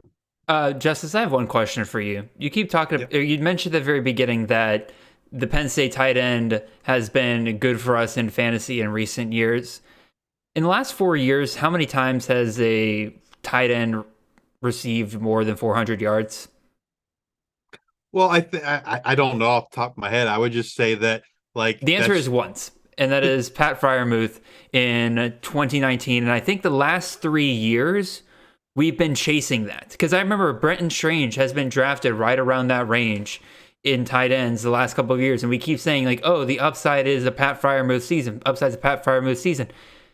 Penn State isn't doing that anymore. And even Pat Freiermuth, again, 507 yards, 7 touchdowns. The best you can hope for is that you get a tight end who is getting 7-8 touchdowns. But again, they haven't had that since Freiermuth in 2019. You had Theo Johnson, who had 4 last year. I don't see really how he gets much higher than that when he got Tyler Warren is another tight end option. They love running multiple tight end sets. Jerry Cross is a 4-star tight end they got in the 2022 class. A lot of people are really high on Andrew Rappleyea, another 4-star tight end they got coming in this year. Again, are all of them going to take away from Theo Johnson? No, I bet Theo Johnson probably still is that number 1 tight end for them this year, which is a fair point. But at the same time, like, I don't see how you get much higher than what Brenton Strange did last year, which, if I remember correctly, was tight end 22. So right about where you have him. Yeah, I had him at 29, but yeah. Okay, I think Theo's going to get a higher percentage than Strange did last year, or higher share, I guess.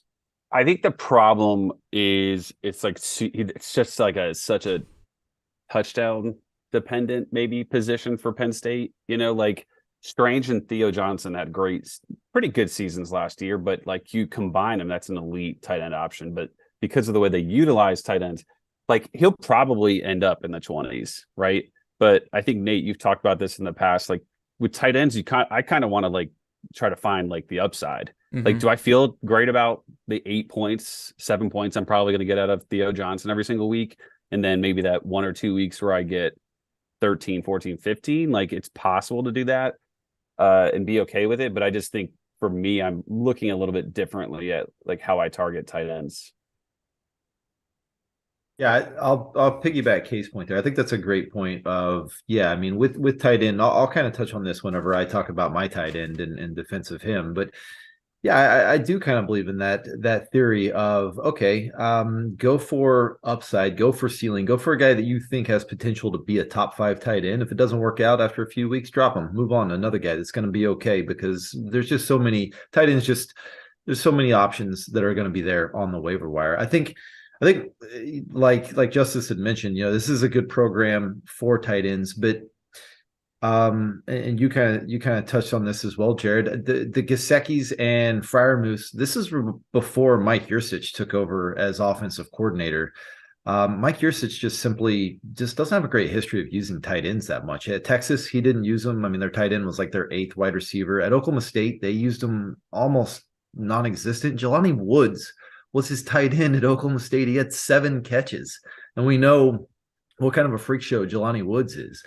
So I think that's my biggest concern, and I do think we've got kind of a history of there's a tight end 1, which was Strange last year, and then tight end 2 was Theo. Theo's going to move into that Strange role, but I mean, even Strange only had 38 and 34 targets over the last 2 years. I mean, that's probably about what we could expect for Theo. And then, somebody like Tyler Warren probably gets the 25 targets that are left behind from Theo Johnson. So I don't know. It just seems like kind of a system, probably not betting on the upside of this tight end room, but I could definitely see that tight end 2025 is probably a reasonable outcome for him. Yeah, and maybe I'm sorry, real quick. Maybe you go super risky with a couple tight ends in best ball leagues, and then you take Theo Johnson as like kind of like that safe. I always have something out of my tight end position. So I can see that as a viable strategy for sure. He's a good player. He's no joke. He's a really good player. The potential is there. I mean, this is a guy that was a top 5 tight end coming out of high school. I just don't know that this system allows for it. But Justice brings up some good points. Maybe with a better quarterback, maybe with Strange moving on, he could carry a little bit more of the share for that room. Or who knows? Like all those guys that I listed off when I was prosecuting Justice, maybe they're all just terrible. Maybe and Theo Johnson really is just a cut above them, and maybe he can monopolize those tight end shares. Well, I think to Nate's point, even if you assume it's still like a 50-50 split, right? If you look at how Theo Johnson was used, he averaged significantly more yards per catch and target than Strange did, right? So even if you just assume he only gets Strange's amount of targets, he's still going to have a better year in terms of numbers, at least yards. I would totally agree that I think that his ceiling is higher than Strange, and that if he were to get that amount of opportunity, he could probably do more with it. Justice, I'm gonna admit something here. I didn't come in today thinking that I would be convinced to bump up Theo Johnson a little bit, but I think you have. I'll give you congrats on that. I think I'll bump him up just a little bit. I'll put him inside my top 30. Yeah, I'll put him inside my top 30. So, all right, let's put me on trial back. Let's get me back on the trial here. I'm going to talk about not Mr. Jalen Daniels. I already talked about him. Let's talk about Kaden Prescorn, our wonderful Memphis tight end who has transferred over to Ole Miss. Kay, you got him as tight end 12. Nate, you got him as tight end 12. Justin, you got him as tight end 14. I got him down at tight end 19. Like I said at the top of the show, like at the top of the segment, it's been very hard to find guys that 3 of us were high on and 1 of us was a little bit lower on. This is one of those rare cases where this is for a couple of reasons. One, I still think, I 100% think that Trig. Some people, like Kay, think that Trig is just going to drop off the face of the earth because, Kay, you got Prescorn at tight end 12, you got Trig at tight end 33. I don't think that's going to happen here. We got a guy who has worked with Jackson Dart for 3 years now. He is going to be somebody that he's definitely going to still be involved in it. At worst, Prescorn and Trig are going to end up roughly around the same area. In my opinion, I think Trig is definitely going to outproduce Prescorn because, again, you got another guy who's coming up from the G5 to the P5 level. It's always been difficult to project guys like that right now. And again, Prescorn, a lot of hype for him coming out of spring camp. I think that he is going to be a factor, but regardless, at the end of the day, Trig and Prescorn are going to cap each other's ceiling. And like I said, Trig, once again, had another incredible spring game, just like he did last year. So we'll see how that translates to the fall. But regardless, they still clearly want to. He has, like I said, he hasn't dropped off the face of the earth. He was a go-to option for Spencer Sanders on the red team the day before, and that's not because Trig is part of the second team offense. They specifically said that in order to balance things out, they gave the second team offense the tight end 1 so that they had a little bit better options to throw to. So sounds like a second team offensive tight end to me. He's a backup, dude. You're defending. Sorry, didn't mean to interrupt you. He was literally the only one that didn't look like maybe he wasn't the second team, but I would say he was put on the second team in order to balance it out because the second team wide receivers are not good compared to the first team wide receivers. Other part of it is that, again, I just don't know if I could put him into the top 12. I don't put guys who I think are going to be splitting shares with other tight ends unless I've seen that offense do it before. So I got guys like Tanner Koizal, Brady Hunt. I got them up there in my top 12 because I know for a fact that offense can support both of them. I got Luke Lachey and Eric All ranked pretty high because I know Iowa can support two different tight end options. Have we seen Ole Miss and Lane Kiffin do that before? No. Typically, we've seen Lane Kiffin and Charlie Weiss do really well with the tight end when they have one guy they really want to feed it to. And I just don't see how Kaden Prescorn is going to be that guy when you still have Trigg hanging around there. So that's my defense of Prescorn and why I have him ranked so low. And quite frankly, again, I'm high on Trigg, but I have Trigg at tight end 18. I think these two are going to cap each other. I just don't know if Trigg's going to be relevant at all, right? Like, I mean, the guy had one good game last year, and then like all the other stuff. I mean, like there's some QB issues, right? Sanders has struggled and never used a tight end, so maybe that's like a bad thing for, I don't know. I like Prescorn. He's done enough for me to rank him at 12 because I see some crazy upside. I realize there's some risk, but considering his talent and what he's done at Memphis, I'm willing to give it a shot. So I would, if you're going to believe what Jared said, that they're only going to use one tight end, I think that's going to be Prescorn. Well, no, they have specifically said they're going to utilize both of these guys, and it's when they only use one that is when it's a CFF option. So, but I guess my point is, if they're not going to change, they're only going to use one, right? I think Prescorn is going to be on the field more because he's the better blocker, right? And Lane Kiffin has come out and said that.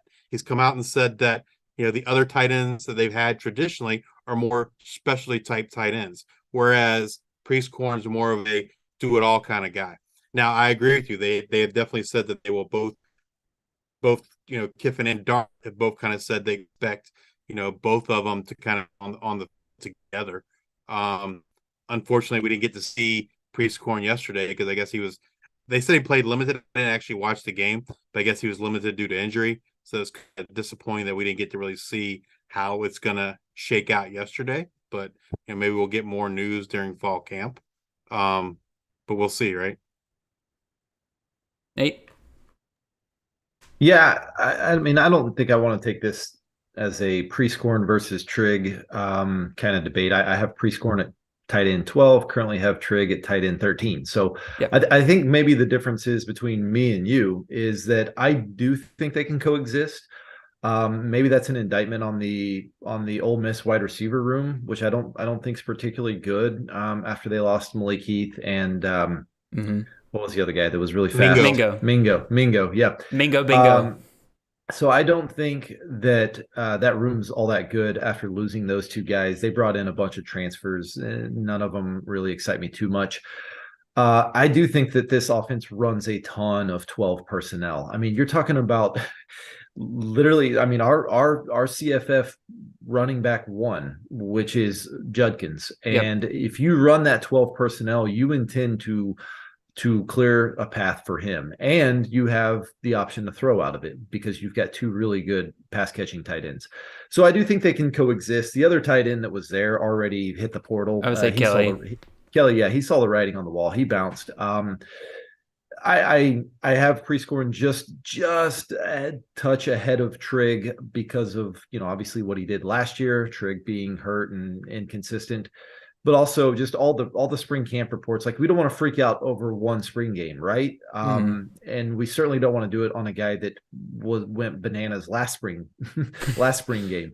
But I mean, Prescorn's a guy that, by all camp reports, was running with the ones every practice report, and Trigg was kind of in that mix of sometimes with the ones, sometimes with the twos. So that's the only reason why I have Prescorn just a notch ahead. No, fair enough. Again, you were the person who had the least beef with here, Nate, because again, at least you understand, like me, that these two probably are going to end up in a similar range as one another. It makes sense. To me, it makes a lot of sense if you're in a best ball league to draft these guys back to back. Like if you're on a turn or something like that, and you haven't drafted a tight end, and you're in the 10th round, just hit real quick, Prescorn and Trigg, boom, boom, right there, and you then. On any given week, you're probably going to have a serviceable tight end. You're not going to know which one you're going to get, though. Does that make sense? Yeah, unless you feel kind of like how you do, that they're going to cannibalize each other, and neither one of them ends up being that good. But if you can get I value, mean, when I say if you can get cannibalize each value- other, I mean I'm talking I think about it like depends on on where you'd have to on draft a both week of by them. week basis. Yeah, yeah. If you're getting value and the rest of the draft room thinks kind of like that they'll cannibalize and they start slipping down the draft board, then sure, yeah. If you can get value on them, you can take them both. I like I said, I think they can both coexist and be, probably neither one of them end up, or not. Probably not both of them end up top 15 tight ends, but I think one of them will. All right, fair enough. Let's get Chris back on the podium here. Chris, you have to talk about Mr. Daquin Wright, which is interesting because he's the only one here out of everybody we're talking about today where you have him ranked in the top 24 of your tight ends. The rest of us straight up have him unranked. So, sir, sell us on Daquin Wright here and why we should have him as a tight end 2 option for us. Yeah, so I wish Mox was here to help as my hype man because I know he's a Wright fan, but 6'4", 230, 234 per the Hokie site. True freshman last year, put up just as many fantasy points as Michael Trigg. I thought he looked pretty good. Ouch. Everybody has hyped him up the entire time. He did not play yesterday in the spring game. He's been hurt this spring, but they utilize tight ends, right? Like Nick Gallo has had minor success in what was a bad passing offense last year. They used this guy Benji Gosnell a bunch yesterday with Grant Wells looks better. I think he went. I think I've changed tune here. I think he ultimately wins the job. I think Jerome's just looked so bad, and I don't like to take away things like that from spring games, but he looked so bad, and Wells looked so good that I imagine they'll continue using Wells since he started last year. He ran apparently in high school. He ran a 4.5 40. So he's big, he's athletic. And I think what was really interesting was hearing the Penn State argument because we were talking about Pat Freiermuth. The offensive coordinator for the Hokies is Tyler Bowen, who is a tight end coach, quarterback coach, even though he's never played quarterback in his life, and was at Penn State as tight end coach for a couple of years. Those years were when Pat Freiermuth was awesome. So I think considering his athleticism and the lack of many receiving options, that he's going to be looked at a pretty decent bit. He had good games as a true freshman, which feels like an anomaly for tight ends. So he is a guy that I think goes back to Nate, my earlier point of I'll take some risk on the upside here. And the risk is like nothing. Like I think I'm getting him at the very end of the 28th round of best ball drafts. So I think his upside is really pretty nice with an offensive coordinator that's the tight end coach, as well as had some success in the past. All right, Nate, he mentioned you by name, so let's have you go first. Yeah, I mean it's hard to ream anybody for their tight end rankings just because, like we said, it's a jumbled mess after those first few, and I could see Daquin Wright being a top 10 tight end. I could see him doing what he did last year, which is nothing. I will say that if the part of your defense is Grant Wells looks better and will be the QB1, then I think you're off to a little bit of a rough start. True. I guess my only thing with Daquin Wright is I have seen some of the athletic measurables and they look good. I do think that there is, he's a sleeper option. I just to put him as a top 24 QB, I just don't know what we're basing it on. Some of the other guys we talked about, like Prescorn, I'm going to defend Jaheim Bell. We talked about Theo Johnson. These are all guys that have kind of done it. This was a tight end that had 19 catches for 208 yards and 0 touchdowns. He actually had more fumbles than he had touchdowns last year. So Nick Gallo's still there. The passing offense is still atrocious. So it's just it's a guy that I would love to see evidence that there's breakout potential based off how he finished last year or based off the spring game. Unfortunately, we didn't get to see him in the spring game. He averaged 2 fantasy points per game over the last 3 games last year. So I don't know that it shows us that he's a big breakout option. We're basing it all off of measurables, athletic wise, without any production upside, I guess. Yeah, right. I think kind of a defense of that, I definitely, it's not great when your part of your thing is Grant Wells looks better, but the more of that point is that he's going to win the job. And I think that there's more touchdown possibilities. Drones around the goal line, I think, is just such a rushing threat. So Absolutely. I think Wells going to run it a little bit for sure. He did fairly well running wise at Marshall in his first year, but I think just more in terms of touchdown stuff. The thing is, right, like after my top 20, I mean, any of these guys really is We're just taking like, shots. 100%. yeah, right. And like to a certain extent, I know who some of these guys are, right? Like Christian, maybe like Harold Fannin and Bartholomew and Sinnott from Kansas State, Barner. These are all guys that are like, I kind of know what they are in a sense. Yeah. But I do think, at least I'm taking a shot here with some big upside. And like you said earlier, I can just drop them in a couple weeks if I see that it's just a dumpster fire of an offense with no production. Mm-hmm. Yeah. If you had him QB or tight end 9, then maybe I would roast you here. But yeah, tight end 22, if he doesn't look good for a couple weeks, pitch him. Find somebody else. Yeah, like I said, it was so difficult finding tight end like discussions for this show because we're all relatively in sync with one another when it comes to these guys. Justice, I'll let you go next on your prosecution here. The one thing I would say, and I think, which is kind of why Kay has him ranked where he is, I think like he was like a playmaker. He had that playmaker ability for the Hokies that like kind of flashed last year, and I think that's kind of why he was able to make his way on the field. And I feel like this year they've got, additional playmakers with Ollie Jennings coming in, Jalen Lane coming in. Like we talked about, the passing game is not that great to begin with. So I'm just not sure that Wright's going to get the opportunities because of the improvement in the wide receiver room mostly. Plus, Gallo's still there. Gosnell had a great game. I just don't know that the opportunities are going to be there for Wright. Yeah, that's kind of where I was going to go with mine as well, Justice, where, again, Gallo's still around.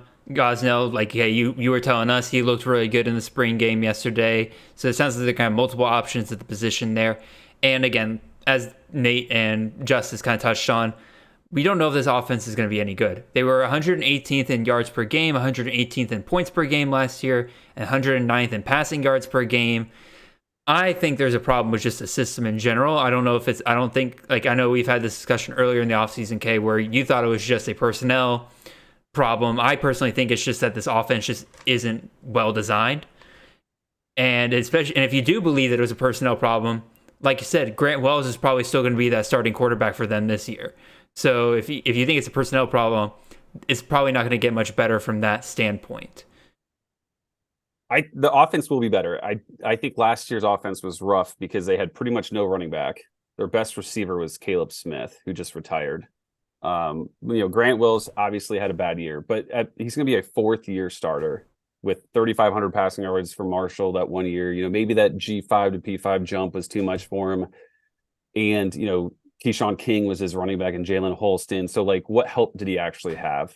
Now he's got Ollie Jennings and Jalen Lane. So, is the upside of this offense top 30? Absolutely not, right?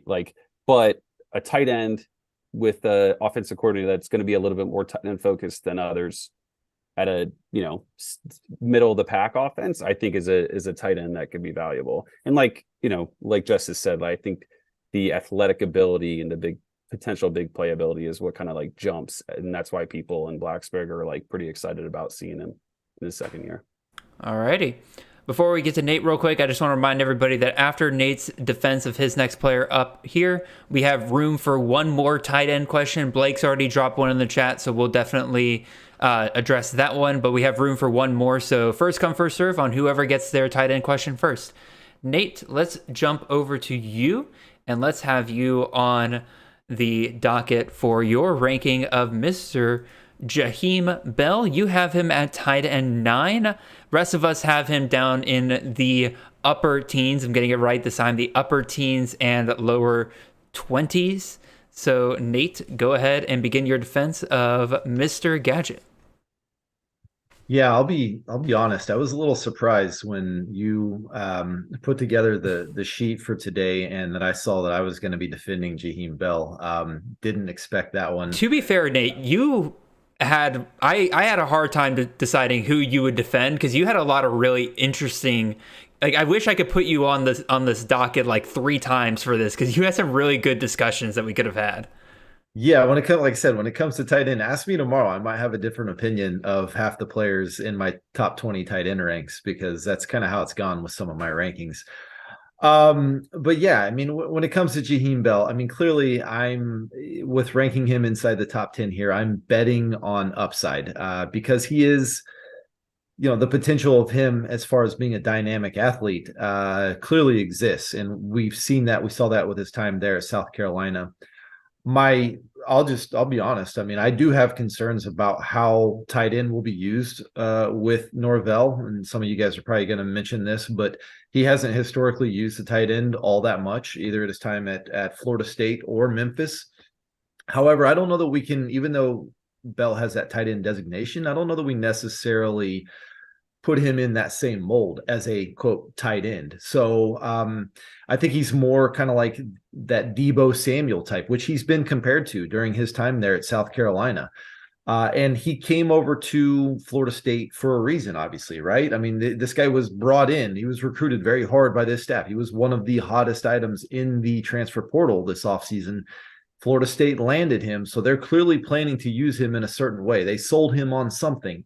And this is a staff during their time at Memphis that had this kind of player in the mold, this Tony Pollard kind of versatile hybrid type player. Tony Pollard had 117 touches, over 1,000 yards and 9 touchdowns. Antonio Gibson, 71 touches, 1,100 yards, 12 touchdowns.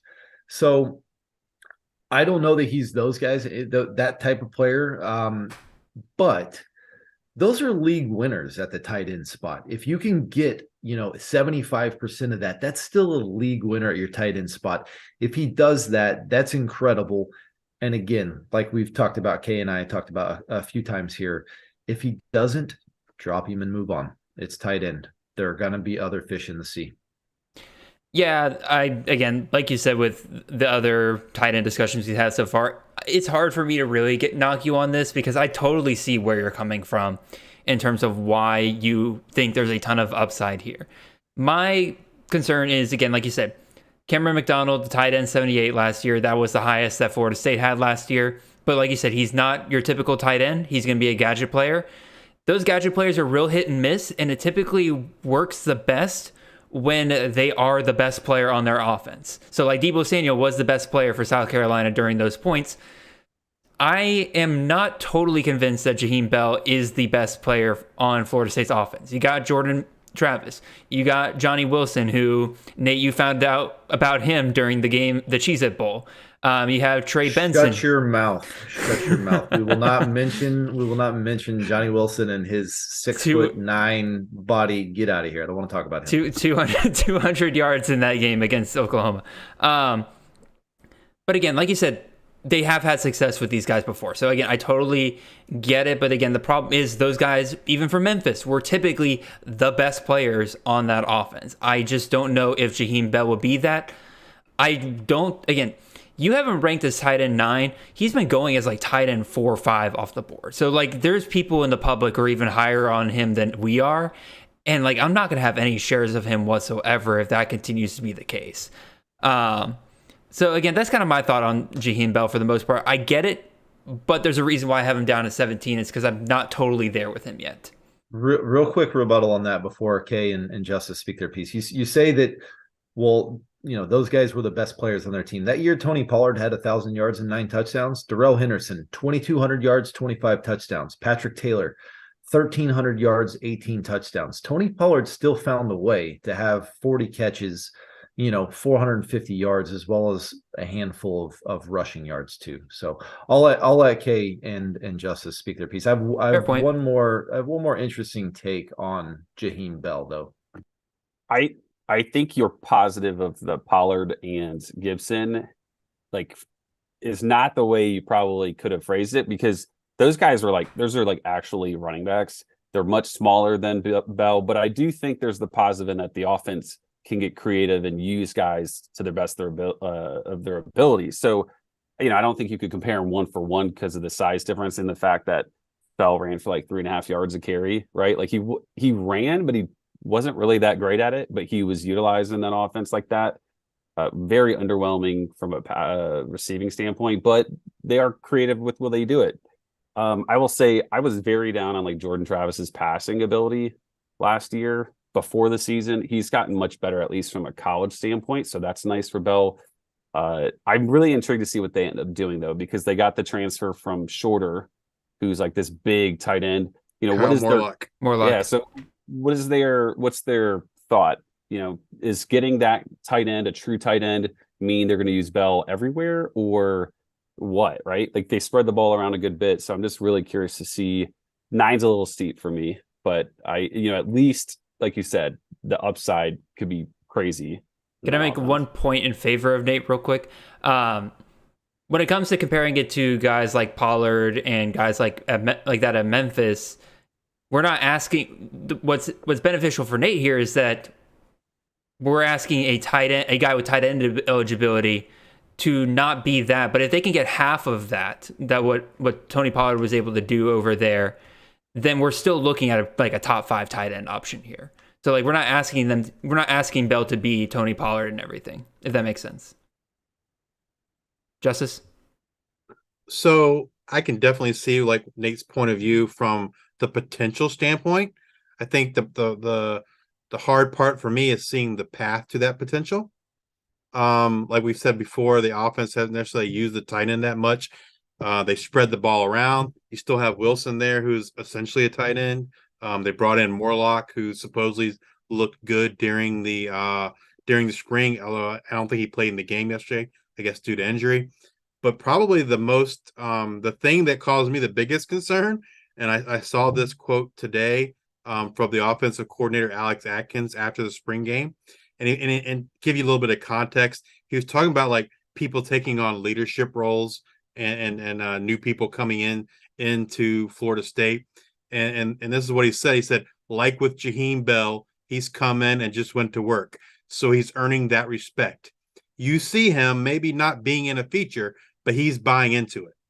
So that kind of leads me to think that they're not necessarily looking to feature him. Yeah. So Yuck. that just gives me even more concern that he's not necessarily going to reach that potential.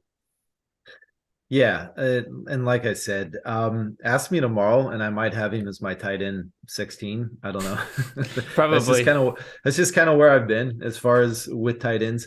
The only other point that I'll bring up here is a what if stuff happens here. We know that Ward left, right? He went to Kansas State. Yes, sir. Benson is clearly their main running back. Toafili is also going to be in the mix. What if Benson gets hurt?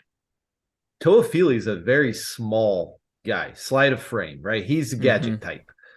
Who's going to be the goal line back? We're talking about a guy who became South Carolina's goal line back, 6'2", 230 pounds is what Jaheim Bell is. What if, right? I'm just saying there aren't any other tight ends in our rankings that have a path where if one guy gets hurt, this guy could potentially see 8-9 rushing touchdowns. I mean, that's not out of the question. This is a good offense. Alex Atkins is a very creative mind, along with Norvell. So I'm just saying there's a what if scenario where he goes nuclear.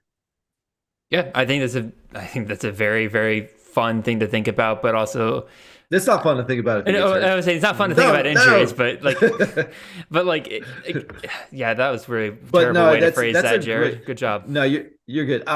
That's a really good point you brought up, Justice. I always look for little tidbits like that, and when the offensive coordinator is like, "Yeah, no, we're not using this guy at all," but man, he sure has a good head on his shoulders. That's very similar to Satterfield when he was at South Carolina. He was like, "Man, I'm not using this guy at all, Jaheim Bell, but gosh, I love him, and I give him a hug every day before practice." I'm like, what are you doing? Give him the damn ball.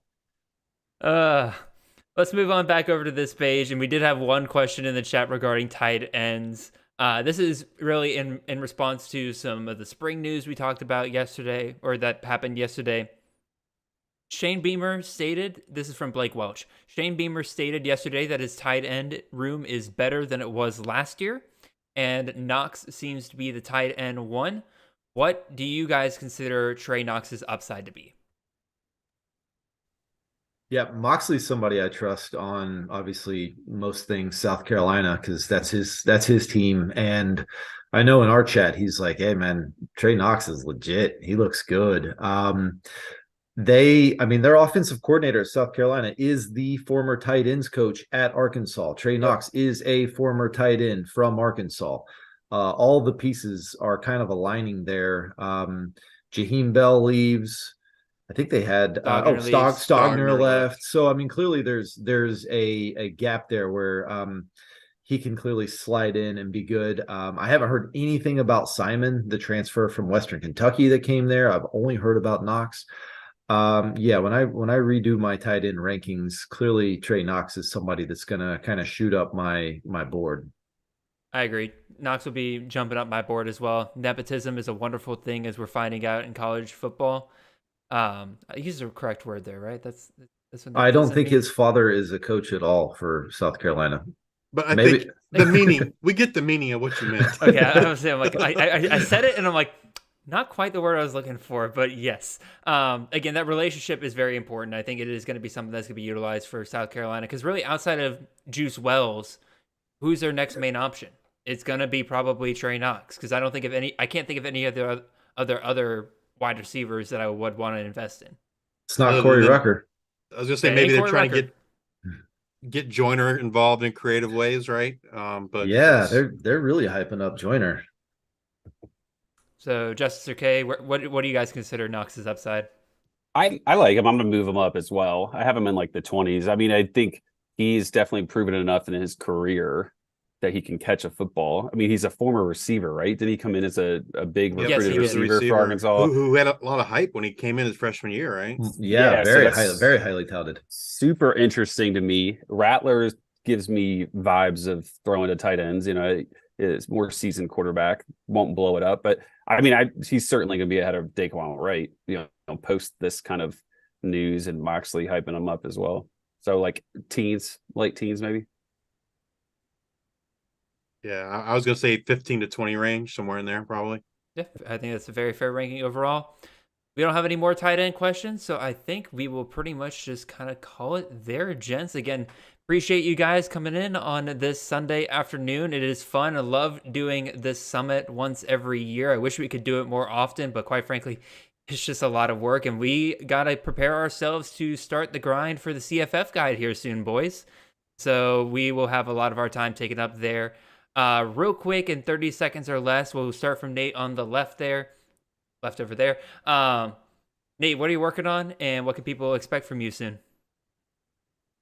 Well, I will be finishing up my coaching changes article series before too long. I've really struggled to get through the SEC and the Mountain West, but I am done with the SEC. I am almost done with the Mountain West, so that will be out soon. And then once spring games wrap up and we've got a clear picture of that, come early May, I'll put together my post-spring stock up, stock down article. So you guys can look for that. Sounds good. Okay, what you working on, man? I'm not working on anything, and it's great. Just soaking up news, letting Nate you to work and more. Justice do all the hard work. I am getting ready to I hope really chip in with the draft or that guide. So excited about doing that with you guys and see what we can all put together. But no, I'm just enjoying the off season, trying to poke around and look at rosters and depth charts from like Nicky and Alan. He's done a great job with stuff. So just like looking at random teams randomly just to kind of get familiar and keep it top of mind. But no, just prepping for what should be a very busy June, July, and then the season. Sounds good. Justice, what you working on, man? So, you know, as most probably know, I spend most of my time working on IDP stuff for Campus2Canton website. Just dropped a tackles production model not too long ago to kind of help with college IDP. And then we also still have last year's stats.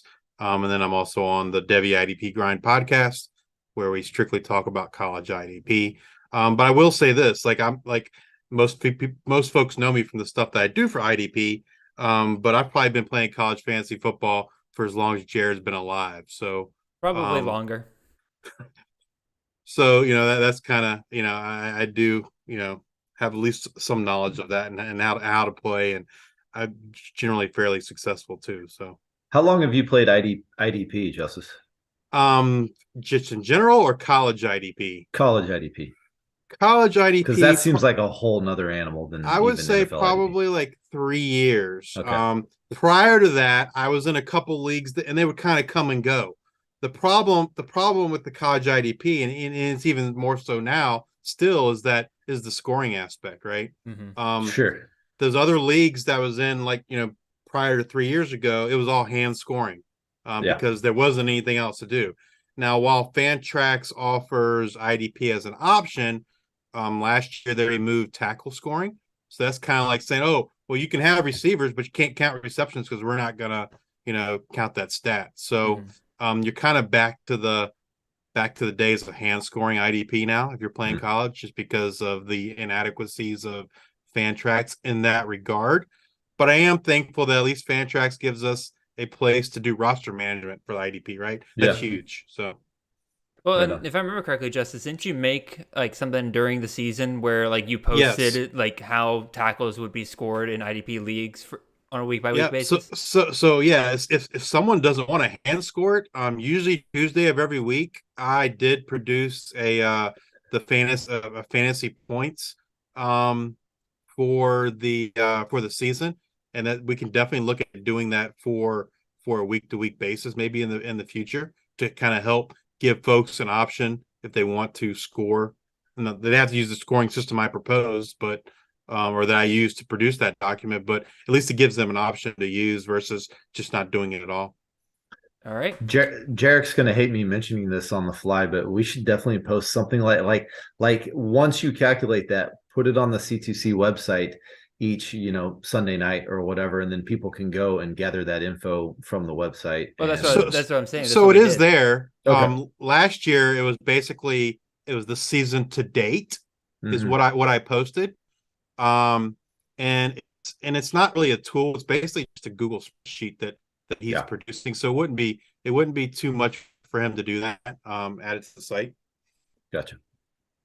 All right, I guess I'll finish this up here talking about what's going on with the entire CFF team. Like I mentioned, the CFF guide, we're shooting for a 4th of July release date for that. Again, it'll have guides on all 133 teams. It'll have breakdowns of so many number of players at different positions and everything like that. I got a lot of great stuff coming there. Hugely successful last year. A lot of people loved it. So if you didn't get a chance to get that last year, definitely get it this upcoming year. You'll see what people have been loving about it so much. In terms of CTN here, again, we got another one of these summits coming in the next week or two that'll be covering running backs and wide receivers, because we cover quarterbacks and tight ends. So be on the lookout for that. Hopefully I have all 4 of these gentlemen back.